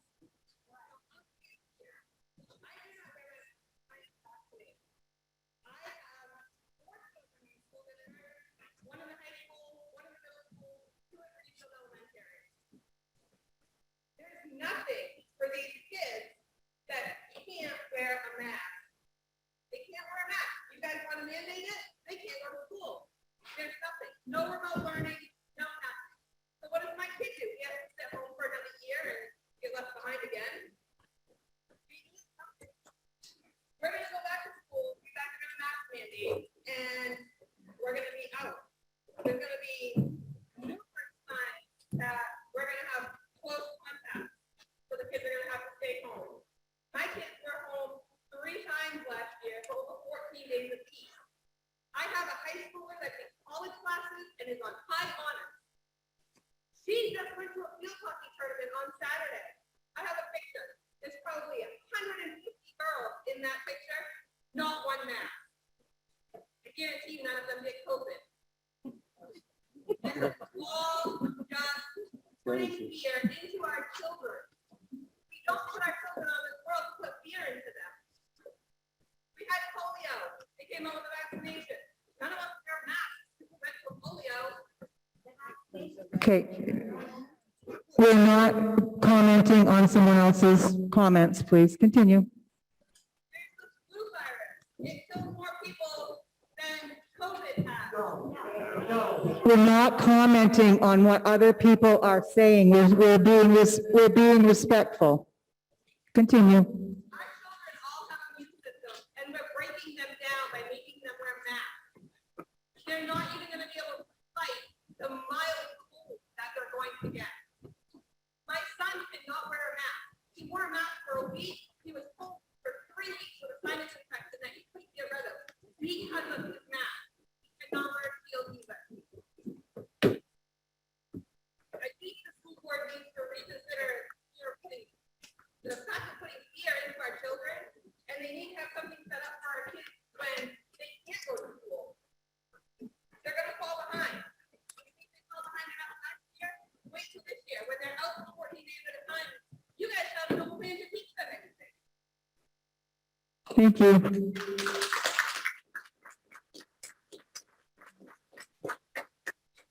Cindy McAdam?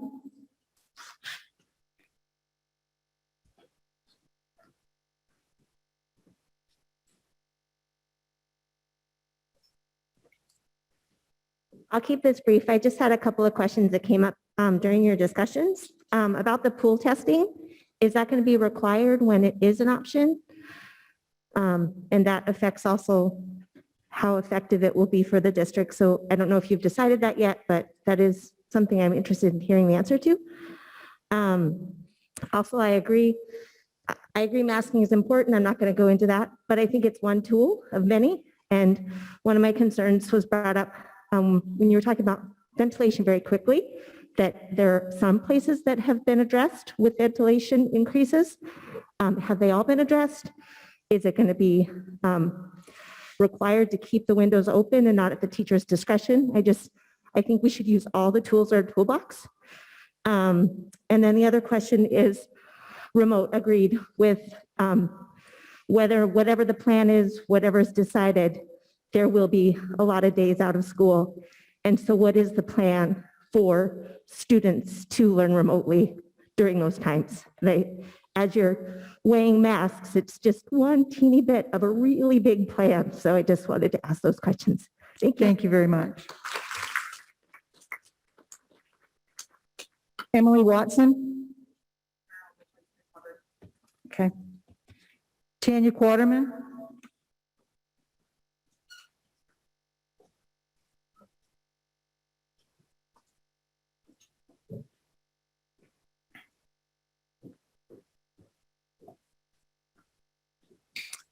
My name's Tanya Quarterman. I'm a resident of Reedfield. My daughter, who's 14, will be starting as a sophomore this year. She'll be new to the Reedfield schools. I'm also an enrichment instructor here. I've been teaching here since 2004. My daughter was forced to wear a mask last year in school. She had headaches every single day. That's more than a mild inconvenience. My daughter was forced to wear a mask while running track. She developed walking pneumonia. That's more than a mild inconvenience. This is a mask that I bought on Amazon.com that allows you to breathe and allows people to see your smile and watch your facial expressions and your body language, which is a huge part of communication. We're talking about adolescence here. My daughter had her physical on August 11th. I discussed this mask with her pediatrician. She said it was fine. I asked the school today. They said it was no good, that this would not be allowed. So if my daughter is forced to mask and she starts getting headaches, I will have no choice but to withdraw her unless you offer a remote option. Speaking of data released today by the Centers for Disease Control. This is the CDC website. Between December 14th, 2020 and August 20th, 2021, 623,343 total adverse events were reported to VAERS regarding COVID vaccine, 13,627 deaths. VAERS received 27,000 reports in 1 week. And this is the data for 12 to 17-year-olds. This week's U.S. data for 12 to 17-year-olds show 17,518 total adverse events, including 1,047 rated as serious, 18 deaths. The most recent reported death, including a 15-year-old boy who previously had COVID, was diagnosed with cardiomyopathy in May and died 4 days after receiving his second Pfizer dose. Other deaths include two 13-year-old boys, 2,609 reports of anaphylaxis, 99% attributed to Pfizer. 444 reports of myocarditis and pericarditis. That's heart inflammation. If your heart is damaged, those cells don't repair. 83 reports of blood clotting disorders. And of the 444 myocarditis reports, 438 were attributed to Pfizer. So I just wanted to share some data. And the last thing I want to say is, if anyone's familiar with Dr. Christiane Northrup, a well-credentialed Maine doctor, she has started a group called MaineStandsUp.org. I encourage all the parents here to check out this website, MaineStandsUp.org. Thank you. Thank you.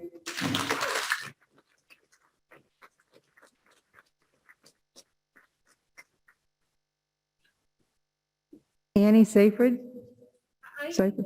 My husband, he did an email, is he allowed to talk for a minute?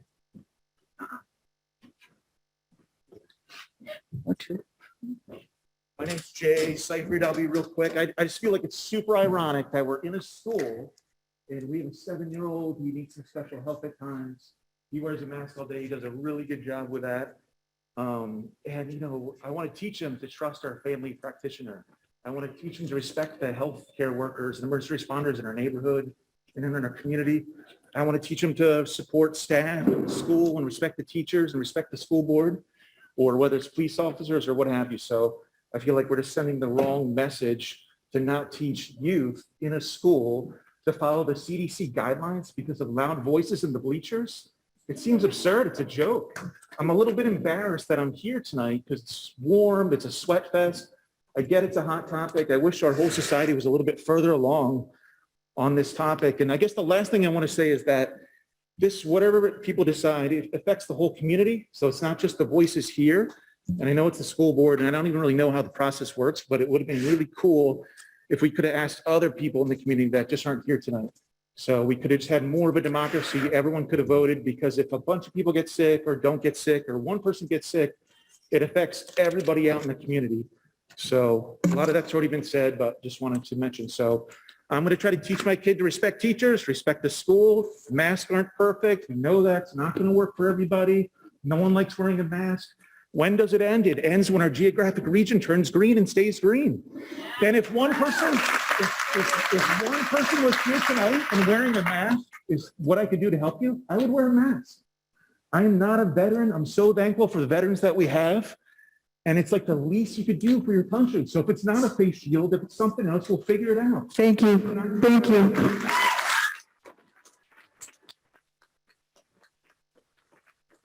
Emily Hayes?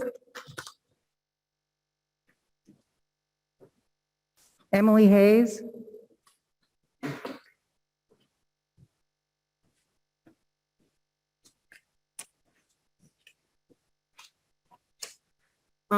So my name is Emily Hayes. I live in Mount Vernon. It is my senior year of high school. And I think that I would rather go back to school with a mask duct taped to my face than have to miss out on another year of things I enjoy just because people decided that wearing a mask was too much of an inconvenience for them. Thank you.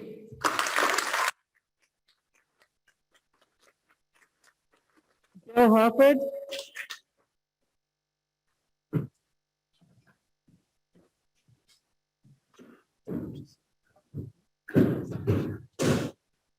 Right. Oh, wait a minute, I think you misheard me, John Harker. Sorry about that. John, you. Yes, I mean, Bill. Sorry about that, Bill. Sorry about that confusion. So, that name and town? My name is Bill Hafford. I'm from Manchester. I have a couple, I don't know. They all, the PCR test, as you were, PCR, you said 35. It's actually 27 for the vaccinated. The unvaccinated is up to 40. So it's even more. So like he was saying, no matter what happens, masks, no mask, vaccinated, they're going to push it and push it and push it and keep us under their thumb. And y'all can say what you want about the CDC, but Mr. Dr. Fauci did the research of the 1918 pandemic, and he said the biggest cause of death was bacterial pneumonia. Bacterial pneumonia is caused from wearing masks. And if anybody disputes that, go ahead. But it's true. My boys, they wear their masks on their chin 90% of the time. Y'all can say that masks are saving lives, but they're chin guards, or they're covered in Cheetos, or they're covered in spit. And that's healthy? Y'all out of your minds. Thank you.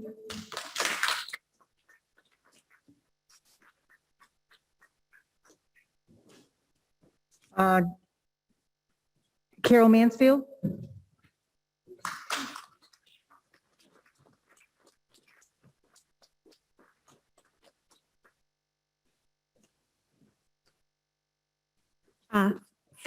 Thank you for allowing me to be here. Hopefully you can hear me. Can you stand a little bit closer to the mic, please? Yes, yes. I thought it was important that I be here. I'm a pediatrician. I've been working in this community for 25 years, and I serve as the school physician to RSU38. And I have witnessed a lot of suffering in our kids. They need to be in school and in their sports and their extracurricular activities. I feel for the senior who was standing up here. And the Delta variant is a new challenge for us.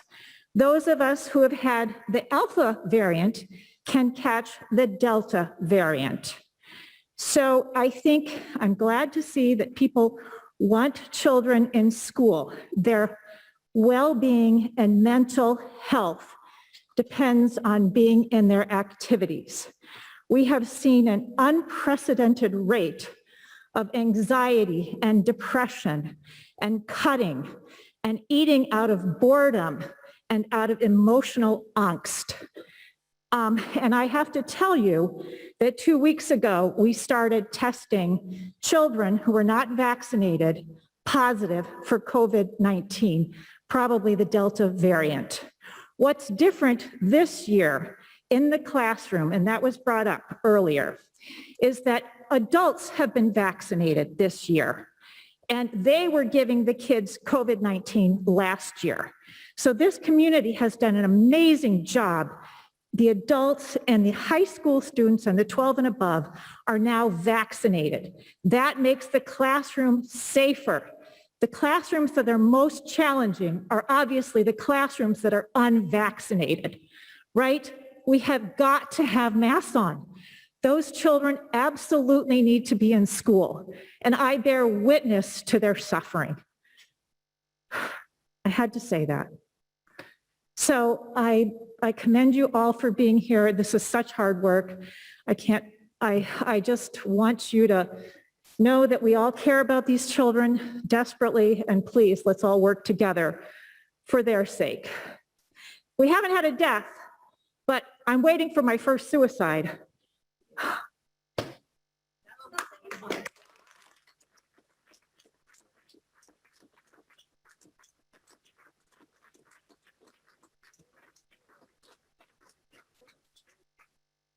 Stan Davis.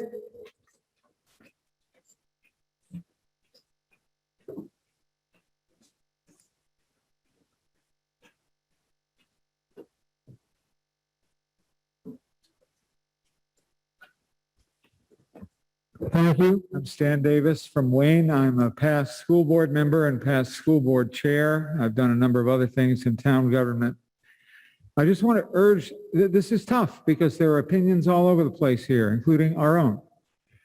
I want to urge the members of the school board to be guided by expert science rather than by opinion. And I just want to reread the federal CDC recommendation, which I think should guide your deliberations.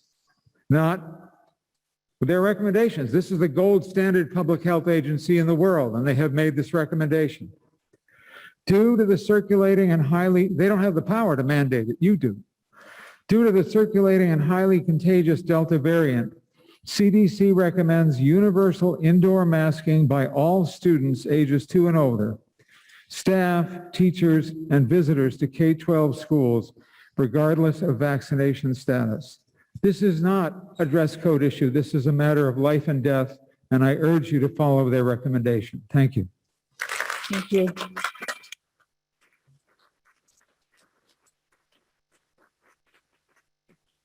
Jen Lemieux?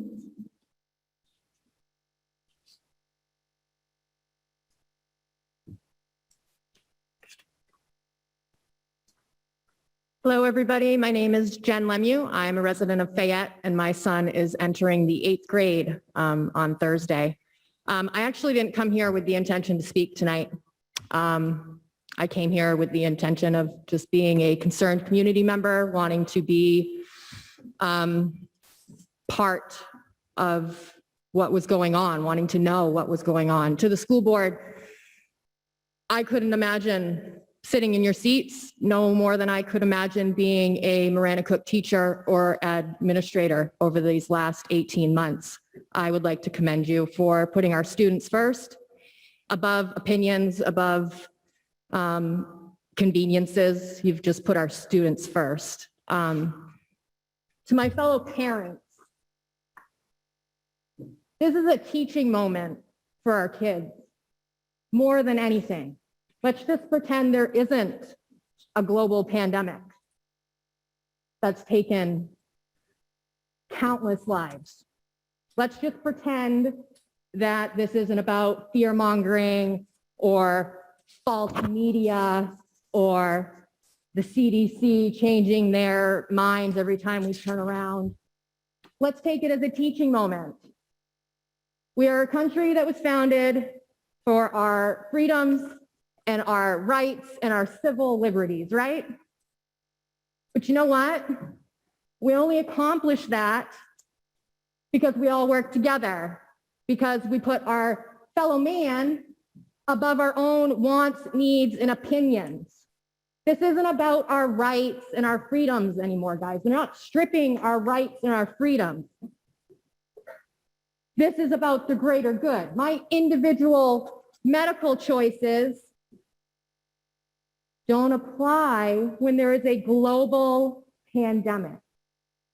Okay, so just remember, when you go home tonight and you discuss the pro-maskers and you discuss the anti-maskers, I guarantee your kids are listening.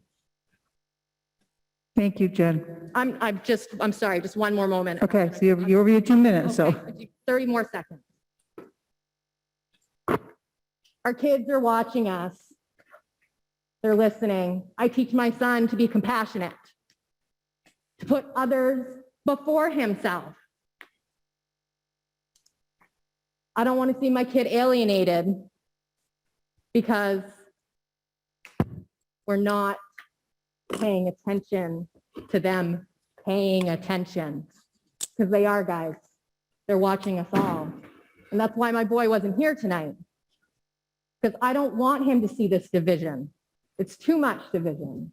So moving forward, whether this goes your way or it goes my way or goes their way, your kids are watching and they're going to treat others how they're seeing you.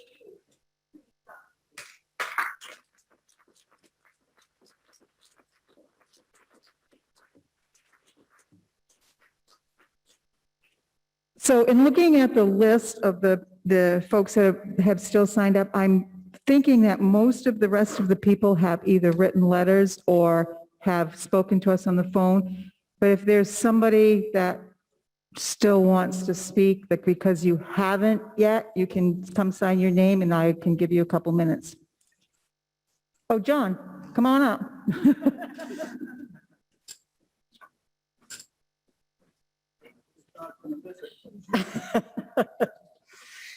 Hey, you know, I was here last spring in March talking to the board about masks.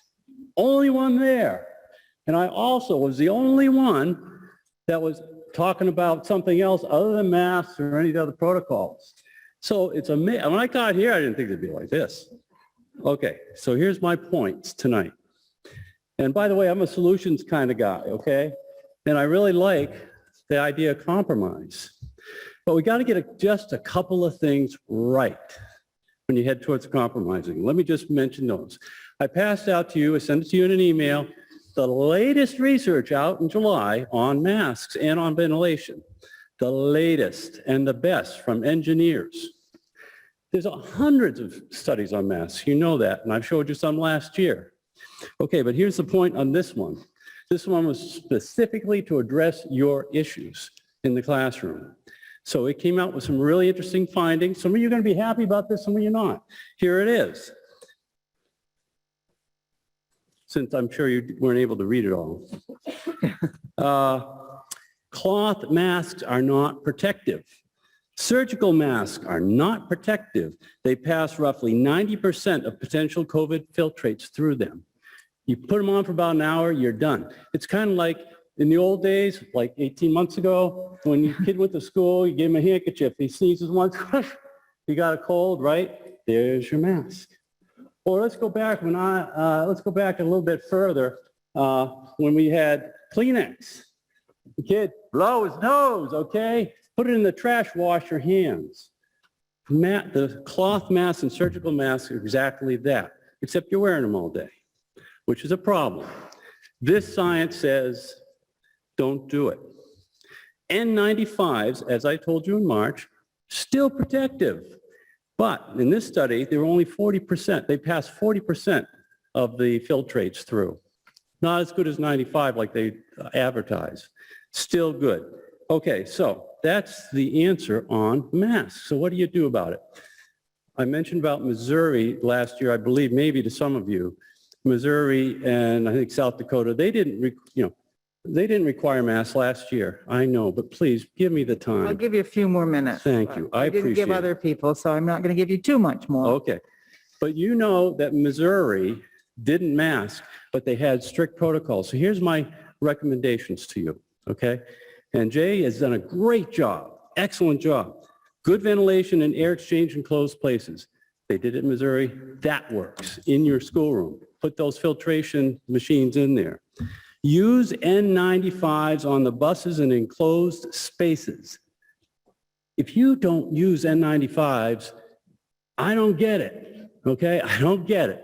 You have to use N95s on buses and enclosed spaces. That's what they did in Missouri. By the way, in Missouri, in this school that I talked to, the nurses, there was no in-school infections the whole year. Okay, require N95s, well-fitted. Okay, well-fitted N95s. If you don't... So John, I am going to have to cut you off now. I just wanted to make sure I'm equally treating everybody. I understand. So. Let me just say this But one we do last have your point that I made in the fall. We do have your in the spring. paperwork. Remember to build immunity in the kids, vitamins D, C, and zinc, and vitamin B. If you don't build immunity in those kids, you're going to have more problems. Thanks for letting me take that extra time. Good luck to you when you make the decision. Thank you, John. Right.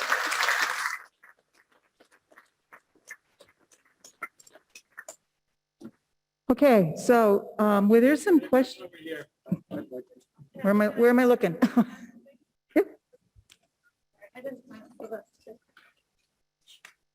Hi, everyone. Samantha Horn from Reed Field. And I just wanted to say that, first of all, I really appreciate hearing everyone's perspective. I learned a lot tonight, and I appreciate people's willingness to stand up and say what they think. From a practical point of view, I don't want to be wearing a mask for a very long time. And I'm thinking about when, like a very good question about when would this end? And one of the things I've found about the pandemic is how humbling it is to not know what's going to happen from one week to the next. And that's been very hard. So I'm trying to just take it little by little. And right now, with the ICUs almost full, taking care of a relative who's very ill and just seeing the trends, I'd like to just give it another month or two to with masks, to just let's see how things go and take it little by little, because everything is so uncertain right now. And I just feel the need to really do what we can to protect the kids. So thank you very much. Thank you, Samantha. I didn't sign up, but may I? Yep. Just real quick.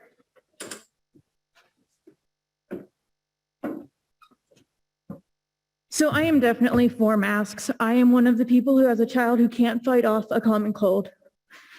He had strep throat. I was sitting on the edge of my bed waiting to take him to the ER. And I understand that I need to protect him right now. But I would also like to point out how much our community has become division, like what a division has become. That somebody will stand here and tell me that I need to take my kid somewhere else because he has other needs. So we're not going to go back and forth in the audience. So we'd like to I know, hear I'm sorry. to hear what you have to say, and then. So regardless we'll of consider it. where we stand on the mask, and again, to protect everybody, we need to. But our teachers do not need to have the responsibility of playing go-between between the kids who do and don't have masks, because they are listening and they are watching and they are repeating what we're saying. And as soon as they go to school, even though I tell my child to wear a mask, that doesn't mean she's keeping it on. Then does that become the teacher's responsibility because I've said my child has to keep one on, she has to keep one on her? Or is it then the teacher's responsibility to go between and say, you know, I know these beliefs are different. I know these beliefs are, that's going to be their whole day. It's trying to bring these kids back together. And I think that right there is like the most important thing that we need to think about. Thank you. Okay, I'll take I'll take two more. The lady up in the back, and then you, and then we're going to go back to the board discussion.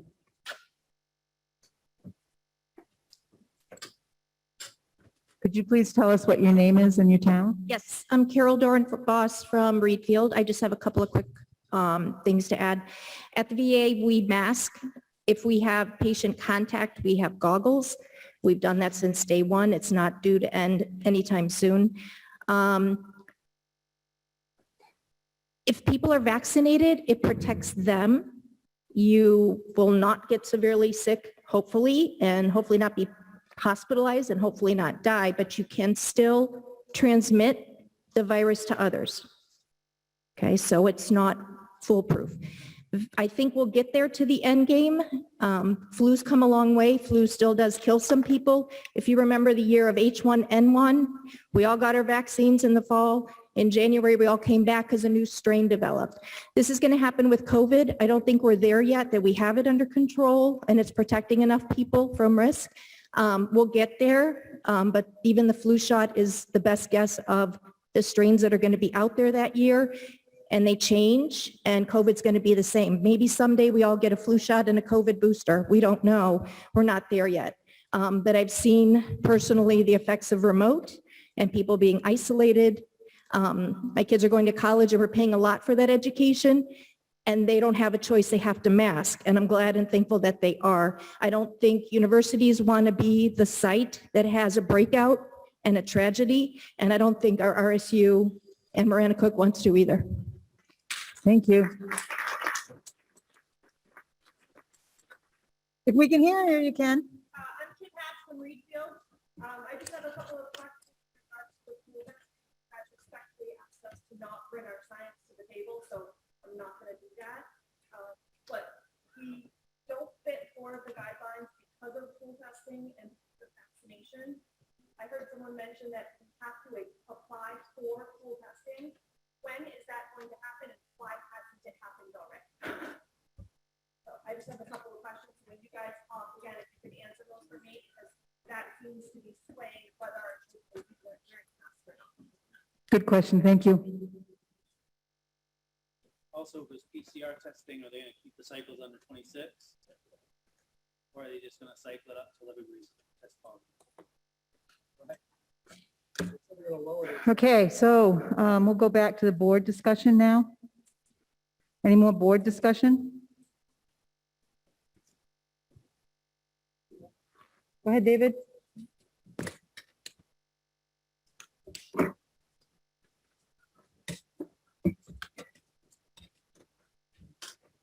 On when this is ending, to me, that is something that we're very much going to look forward to and work towards. I think it's like last year, we were struggling all year to work out how quickly we could stop being remote, stop being hybrid. And it took a lot of discussion and it took compromise, but we worked together to get out of it as quick as we could. Working within the laws also. And so we are going to, just as before the last meeting, we emphasized as a board that we are going to keep working on this, whatever the vote, keep an eye on it. As things change, we are going to, as quick as we can, get the kids fully able to participate in school. And without masks would be great.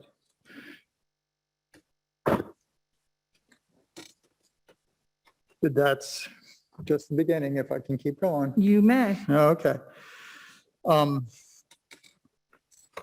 There's talk about how hard masking is on the children. But we have the evidence of last year that we have seen most, not all, with none of these things does it work for everyone.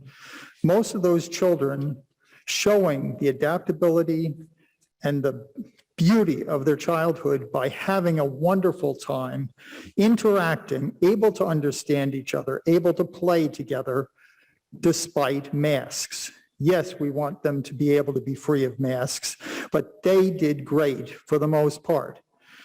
Just as whether we go with masks or without, there are some children that are compromised on either side, and we need to work with and respect them. So, for instance, on the remote learning thing, that applies on both sides. And so I think other board members want to work with Jay and the administration to find out whether we can do something about that. Because no matter how it goes, that will help those that aren't able to adapt. But most of the children did really well with it, and I think we can count on them to get the benefit of being together and as soon as we can to drop the masks. And no, we can't give a definite. There's a lot of things I can't give a definite to in my life or in our discussions, but our board in the past, and I think already with our present board, are willing to work together, even when there's differences of opinion, to work to keep our children safe, but to get them back to their real schooling, the way we really want them to be, all of them.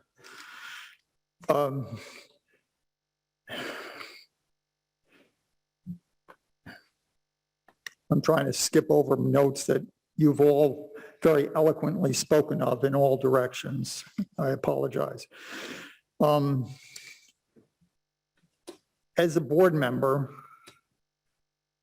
the state law requires me to be focused on the education, on the students and their safety.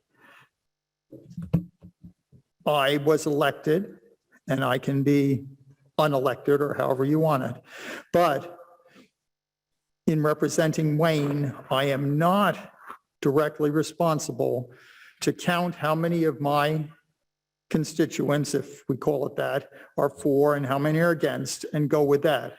I am responsible by the law to decide what I think is going to be safest and for learning most effective for our students. And that's, as many on all sides of this have said, is keeping them in school as much as possible. There are things that no matter how we go, will have us having some of them home, but we want as few as possible going home, because we did get a lot of experience into, despite our best efforts for the remote and the hybrid, it wasn't as good as being here. So we want to keep them here.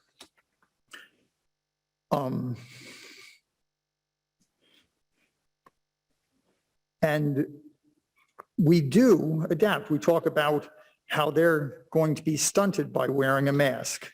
But look at people that are handicapped and lose their hearing or their eyes. Just as the children demonstrated this past year, for the most part, not everyone, we can adjust. People learn to use their other senses. If you can't see the person's mouth and nose. No, we're not. David, keep going, please. We're not taking comments from the audience right now. Go ahead, David, keep going. David, keep going. I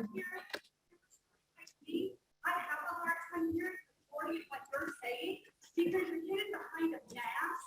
So therefore, somebody like myself or somebody in the deaf world, I'd like to know what you would do with that. How are kids or even adults that are having a hard time breathing?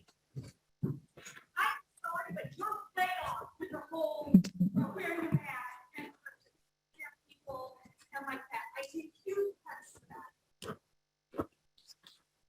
David, are you? That's fine. You have more, David? A little bit. Okay.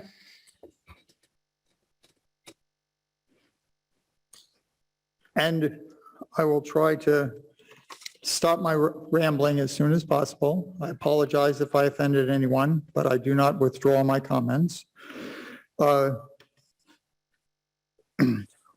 We, as a community, but as a board, are responsible. If we have any of our children getting seriously ill or dying, although we're not looking forward to any of that, we need to think of what we didn't do to protect them. Thank you for your patience listening to me. So I'd like to address the question from the back about the pool testing. Jay, the question was, I think it was, when will the pool testing happen? Was that your question? Okay. Yeah. So the application is ready to go in tomorrow. There was a little work that had to be done on it.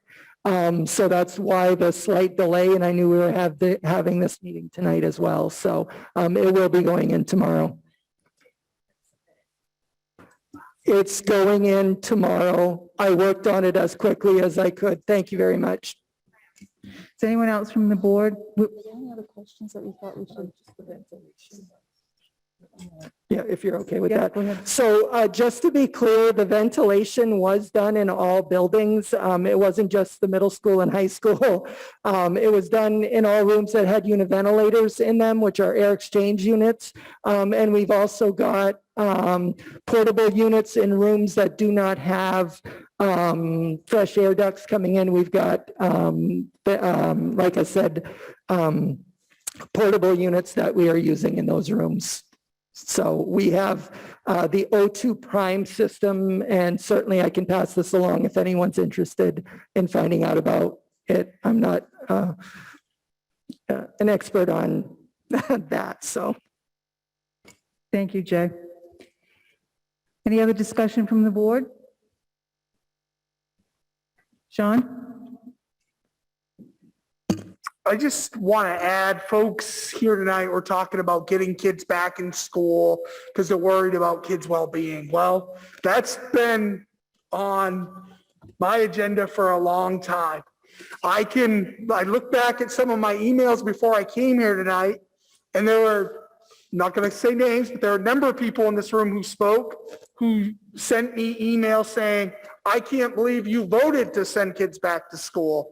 You're going to cause kids to get really sick and tragic things to happen to kids because we fought. The vote was a 7-5 vote to return kids to school last year. And we fought really hard to get those kids back in school.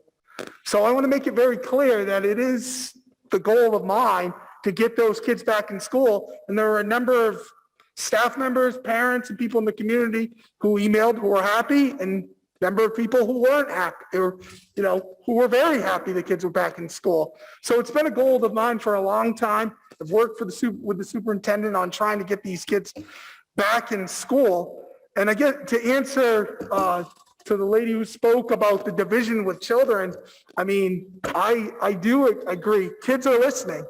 Kids are listening when people in this room called me names. There's people in this room or, spoke very rudely to me. My kids heard that. So kids are listening, and I think everyone needs to take that advice. My wife and I talk to our children about respecting people. I've worked in the, people say politics, political arena my whole life. They get there's decisions made that we don't agree with. I've worked with people in this room on politics, and we don't always agree. Sometimes we do. But everyone needs to teach their children, we got to respect the outcome here. So I just wanted to reiterate that. And there are some who have worked really hard to get children back in school.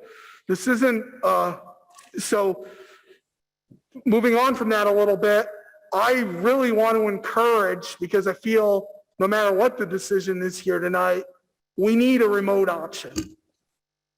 And that's unfortunate, but it's either way, we need a remote option.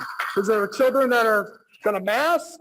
If we vote that we have to mask, there are children who aren't going to come to school because they can't wear a mask, as we've heard, or their parents not. If we require not to mask, there are children, on the other end. So it's either end. We need a remote option. I know it's not ideal, but we need that option to provide an education to all children. And yeah, there are children who are way behind, unfortunately. Hear it every day. So we need that option. I don't know how that works or if it is an option, but we need to be investigating that so that all children can have an education. Thank you, Sean. Rebecca? Does this school testing give you guys permission to test our children at any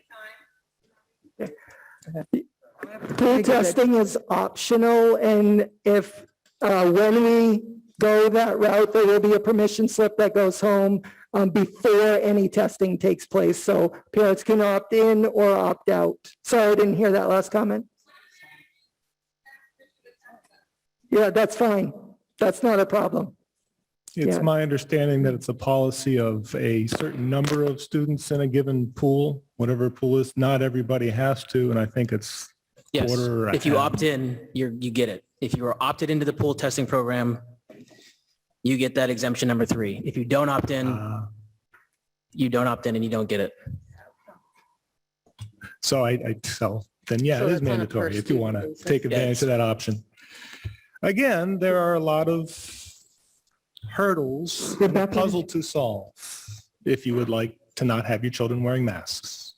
I'm just wondering why we don't have a remote option. I mean, we spent a lot of COVID money getting those OWL things and new laptops and all kinds of technology. So why is it impossible to think that they can't miss a beat if they have to be out of the classroom by watching the same class that the people in the classroom? I mean, they do it in college level classes.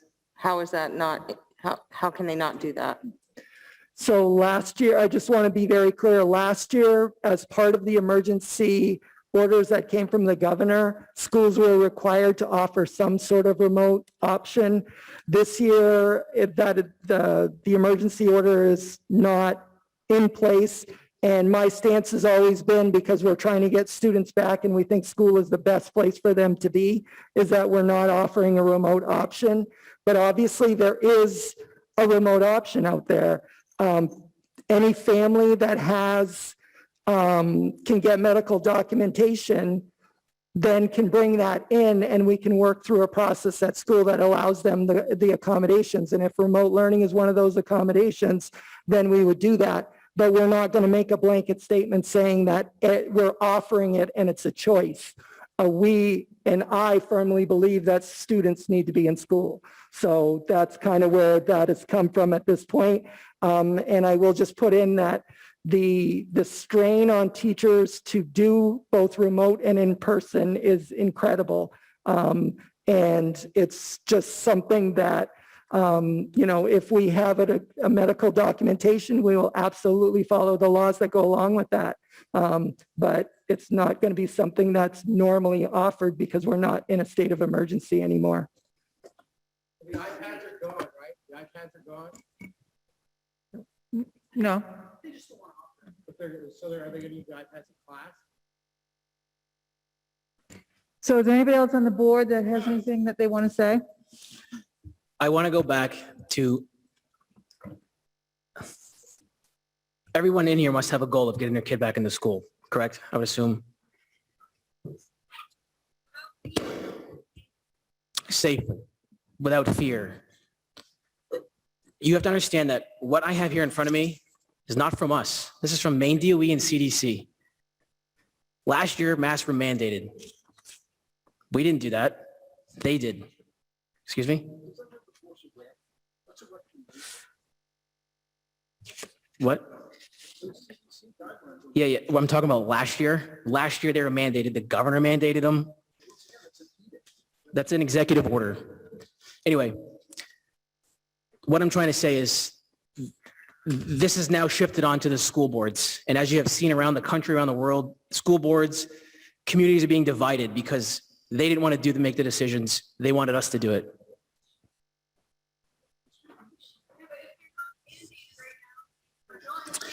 Correct. Did you have anything else to say, Dane? So sitting there, think objectively. How do we get the kids back into school? How many parents are ready to stay at home for 10 days while your kids quarantine? That's all I'm going to ask you. Okay. With that, I want to make a motion. Okay. I make a motion. Okay, I'm ready to hear a motion. I'm voting that we go back to mandatory masking.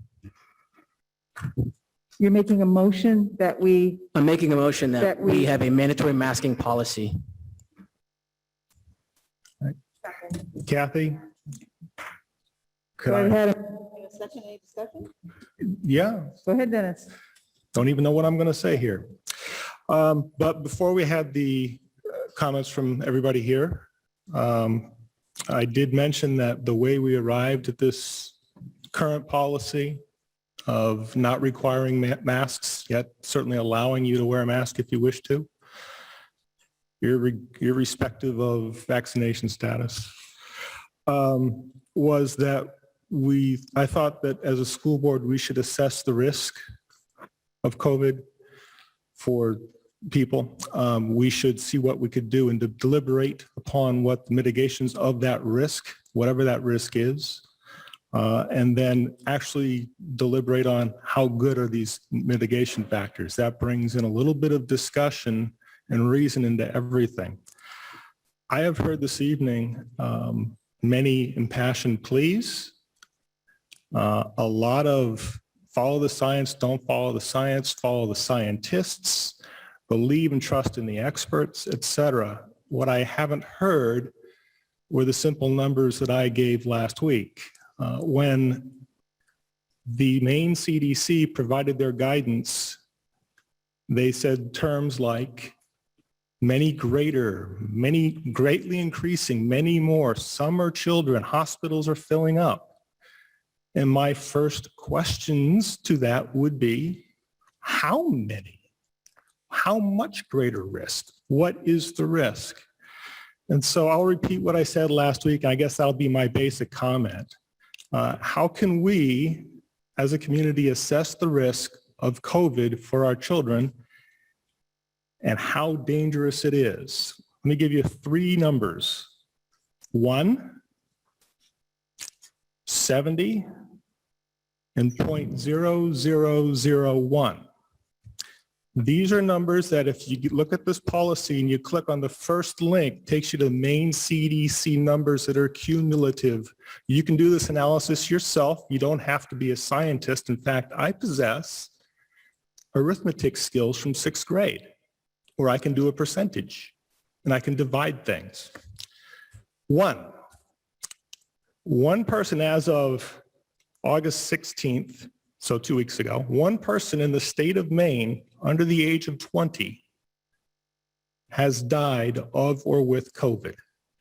in the last 18 months. 70 people in the state of Maine have died of or with COVID. And I say that because they're not clear in their numbers. If you have cancer and you contract COVID and you're dying anyhow, and that sounds very callous, I don't mean it to be that way, but we have all, let me use the term that everybody knows, comorbidities, which most COVID deaths have 2 or 3 of them. Those are things you can look up. Anyway, 70 people under the age of 60 in the state of Maine have died of or with COVID in the last 18 months. 0.0001 is the portion of the population in the state of Maine under the age of 60 that has died of or with COVID in the last 18 months. That is 1/100th of 1%, or 99.99% survival rate of COVID. And if anybody wants to do a little more division, divide that 1 20-year-old or under death, and I don't know what the tragedy was, by the number of positive tests or cases as they define it by 13,765. And I don't have it right in front of me, but that was how we came to discuss and debate and deliberate as a board, which a board should do, I believe.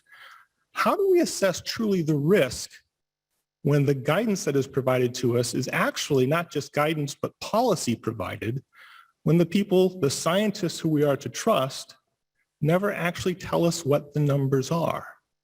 It doesn't take long to look at it. Those are the numbers. That is the risk that is in front of us. I don't understand as a human being, as a community member, the idea that this is patriotism to put kids in masks. I don't understand how people can interpret kids cutting themselves and being depressed as being because they're afraid of COVID, although they might have been scared, or maybe it's because they're depressed because they've been scared for 18 months. Anyway, those are the points I wanted to make. I just want to get that out there. I think as a board, we should deliberate the actual risk, which is science. And let's use the data. Thank you. I'll just comment back real quick. So, Dane, did you have something? Yeah, I just had a question for him. Dennis, Dane has a question for you. Yes. Dennis, Dane has a I just question. have a question. Yeah. Since the vote last Tuesday, I've been trying to figure out how to get the kids back in school I understand. as long as we can. And if we can avoid the 10 days of quarantine, how we do it. I'm struggling with, I understand there's data and there's limited deaths. How is that going to make us overstep these 4 exceptions? I feel for That's what I'm you. struggling with. Yeah, it's a very good question because, as I stated earlier, these rules, these hoops that we must jump through that we have no control over as a school board are beyond our control. Correct. The testing numbers of let's test people who are vaccinated to 27 cycles and those who are unvaccinated to 30, 40, 50, 70, until you find what you want. We have no control over that. Right. Sean? So I have a question regarding the motion. I mean, I know we can bring this back up. It says in the whenever, but is there any, just talking out loud here, is there any thought if we're in low transmission for a period of time, we could bring it back up to remove mask? I mean, people are going to need to, I know we can bring this back up at any time. People are going to need to pay attention to the school board agenda because we had one meeting, not pointing fingers, but there were a good number of parents who came and people who came out. So we can't bring it back up on the October meeting, make a vote, and then have people complain their voice didn't get heard and have to revote 4 days later. So I guess my question is there a way is there any thought to that, Dane? You made the motion, so I'm asking you, are you open to that? Or what's your thoughts on that, I guess? And before I answer, I have spent a lot of time trying to figure out a compromise, a lot of hours, all since last Tuesday. And so I'm asking that's where I'm at. Yeah, I mean, I made the recommendation, I made the motion last time for optional masking with pool testing in place. That was my motion. We have since come to a roadblock where we have had that exception removed from us at the start of school. I think as soon as that comes up, that opens up another door of discussion, absolutely. Rebecca, did you want to say something? Can we propose an amendment to this to start with masks? And if community transmission, if we go down, that we can give Jay the authority to make masks optional? Without having to come to a full board meeting again. I don't know that we can put that on Jay's shoulders. That's just us pushing it further down. It's a thought, but I guess my question would be, I have difficulty enough. how sleeping at does that night. fit into the exceptions that they're getting, that they've set out? If we still have if we're still have a mandatory mask policy, but we do it based on community transmission, do we still get this exemption? I guess that's my question. So are you saying yes, we'd still do? I don't know. That's what I'm asking. So I think as long as we have the mandated mask procedure in place, then we get the exception. So for example, I think what we should do on October 6th, our next meeting, is go over this again so that you folks all know, October 6th. And if we say we're going to do mandatory masks while our county is in the red status, then in October, when we meet again, we could reevaluate that. And if we're not in red status at that time, we can change that. But in between that then and now, we would meet that exception, in my opinion. Right, but I'm just how I saying if you change it based off the color coding, because it states here, the school enforces a consistent and correct use of well-fitting masks and no direct physical contact occurred. So if we're in green and we allow masks to come off, I'm just curious if we're going to lose that exception as well. These are the. Oh, you mean I would Correct. assume that if we're in green and we say no Right, so we lose that. optional, then we lose that exemption. And hopefully we'll have pool testing and. Right. But I don't think that we should just say, if we're green, we don't have masks. I think we just say, for now, we're in red. We should, in my opinion, or my thought, and looking at, I've spent hours, believe me, since last Tuesday, trying to figure out the best way for our kids to start school. At this point, and I didn't have this information last week, that we are now in red, and that and I'm not sure that Dr. Mansfield mentioned this, but it was brought to my attention that there are at least 5 cases in their office right now of children, one of them who is in the hospital. And that's their offices in Winthrop, but that's basically our community. So I think we should just look at, we should think about where we're in red right now, but that doesn't mean that's going to be forever. And I strongly support having some kind of remote support in place for any student, any that has a medical reason why they can't come to school, then we need to accommodate that. David? Dave Gilmet, Manchester, but come October, this will be with the recommendations still from the CDC, correct? Absolutely. I mean, we have to go by the recommendations, and I do feel like our hands are tied. Even, I'll be honest with you, I really would like to say it's your choice as a parent. But right now, I feel like that it's my responsibility to look at the big picture and the long-term, and I'm going to go back to the whole disruption of the educational environment for the students by having some with masks and some without. I really worry about that as well. There was a question in the back. I have a question real quick. I'm Ethan Bach, I'm at Mount Vernon, but just an answer to Dane's question regarding all these exemptions. How do we navigate them? The guy in the white shirt right there, superintendent, we're having this issue all over the state. The superintendent's, it's time to start challenging these CDC things. I'm not saying that, because this is the big debate. It's all about these exemptions. I get what everybody's saying. I get what, the issue is here. It's these exemptions. It's right there. It's a loaded gun to our head, basically. So it's time that all these superintendents, you guys must have like a group text or something going on. You guys can all get together and say, hey, these are challenging for us. It's time, I think, for you guys to step up to the plate. Help us all out. Thank you. Any more discussion from the board? John?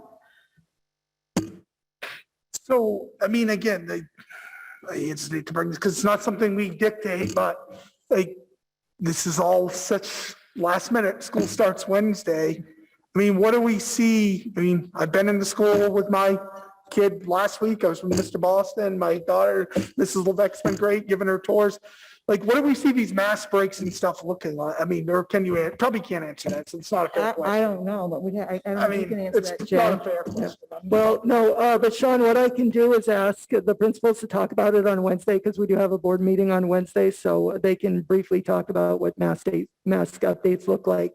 I don't want to speak for them, for sure. No, and after I'm talking out loud here, because as I said, I've taken notes, I have stacks of notes at home from all the calls, and it's a real struggle, but I mean. It's been a really hard decision to make.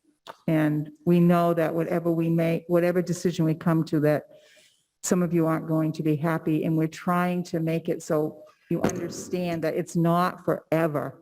I don't know which way it's going to go, but if we do go with mask mandates, it's not forever. We're going to revisit it it's going on our October 6th agenda. We can look at what the community, I mean, everything's changing so quickly, and the information that we have now compared to what we had last week, we just keep getting all this information. And that's what we just need to keep looking at and trying to do. And every one of us sitting on this board, even though some people accuse me of not caring about kids, I deeply care about kids. And every one of us on this board do. And we're trying to do the best that we can for our kids. And I'd like to thank you for all of you for the support that you've given us, no matter which way we went. We had some very respectful people, letters from people, and that even though you disagree with us, I think disagreement is great. It's how you really come to a good solution.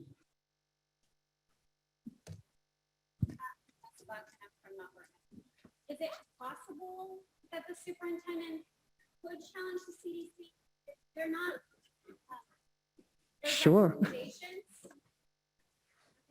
for Mr. Surratt, is that something that can happen? I don't know if that's ever been happened before, but is that something that's feasible? You don't have to answer it now, but it's just a question for you. Is that something that can happen? These are guidelines. They're not, they're guidance. They're not the law. They're just recommendations. There can be a challenge in some way. If that's something that you can do. Thank you. Okay, I think I'm going to call for a vote. Unless anyone has anything else burning on the board that they need to say? But we need to know what the motion is that we're voting on. What did we say about the amendment? Did anybody? No second for the amendment? Wait a minute, what? Didn't you I thought you wanted to make an amendment, Rebecca. Oh, you're just asking. Okay. So can you repeat the motion, please, so that we know exactly what we're voting on? Should we? Go ahead. Could we add in, we're going to revisit it so it's very clear to everybody at the October 6th meeting, or Yeah, not? Or I is thought that that was, overkill? I thought we already mentioned that, and it's already in every document we have that it's going to be, But I agree. I think but I can, if you want to add it in, make an amendment and add it in, and Is that okay? yeah, every meeting we'll talk about it. Oh, there's no doubt. Okay, so the motion is that we are going to have a mask mandate and we will revisit that at the beginning. Is it our first, October. next time we'll visit is October 6th. So we'll leave it at that for now, because that's our next meeting. So remember that date, October 6th.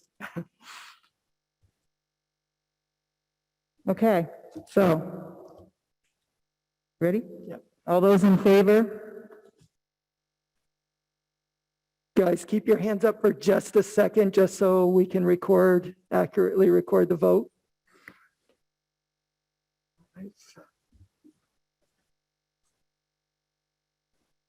Got it. Opposed?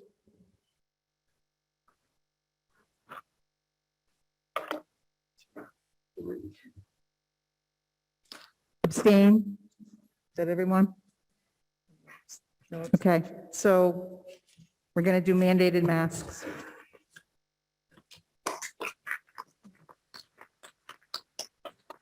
So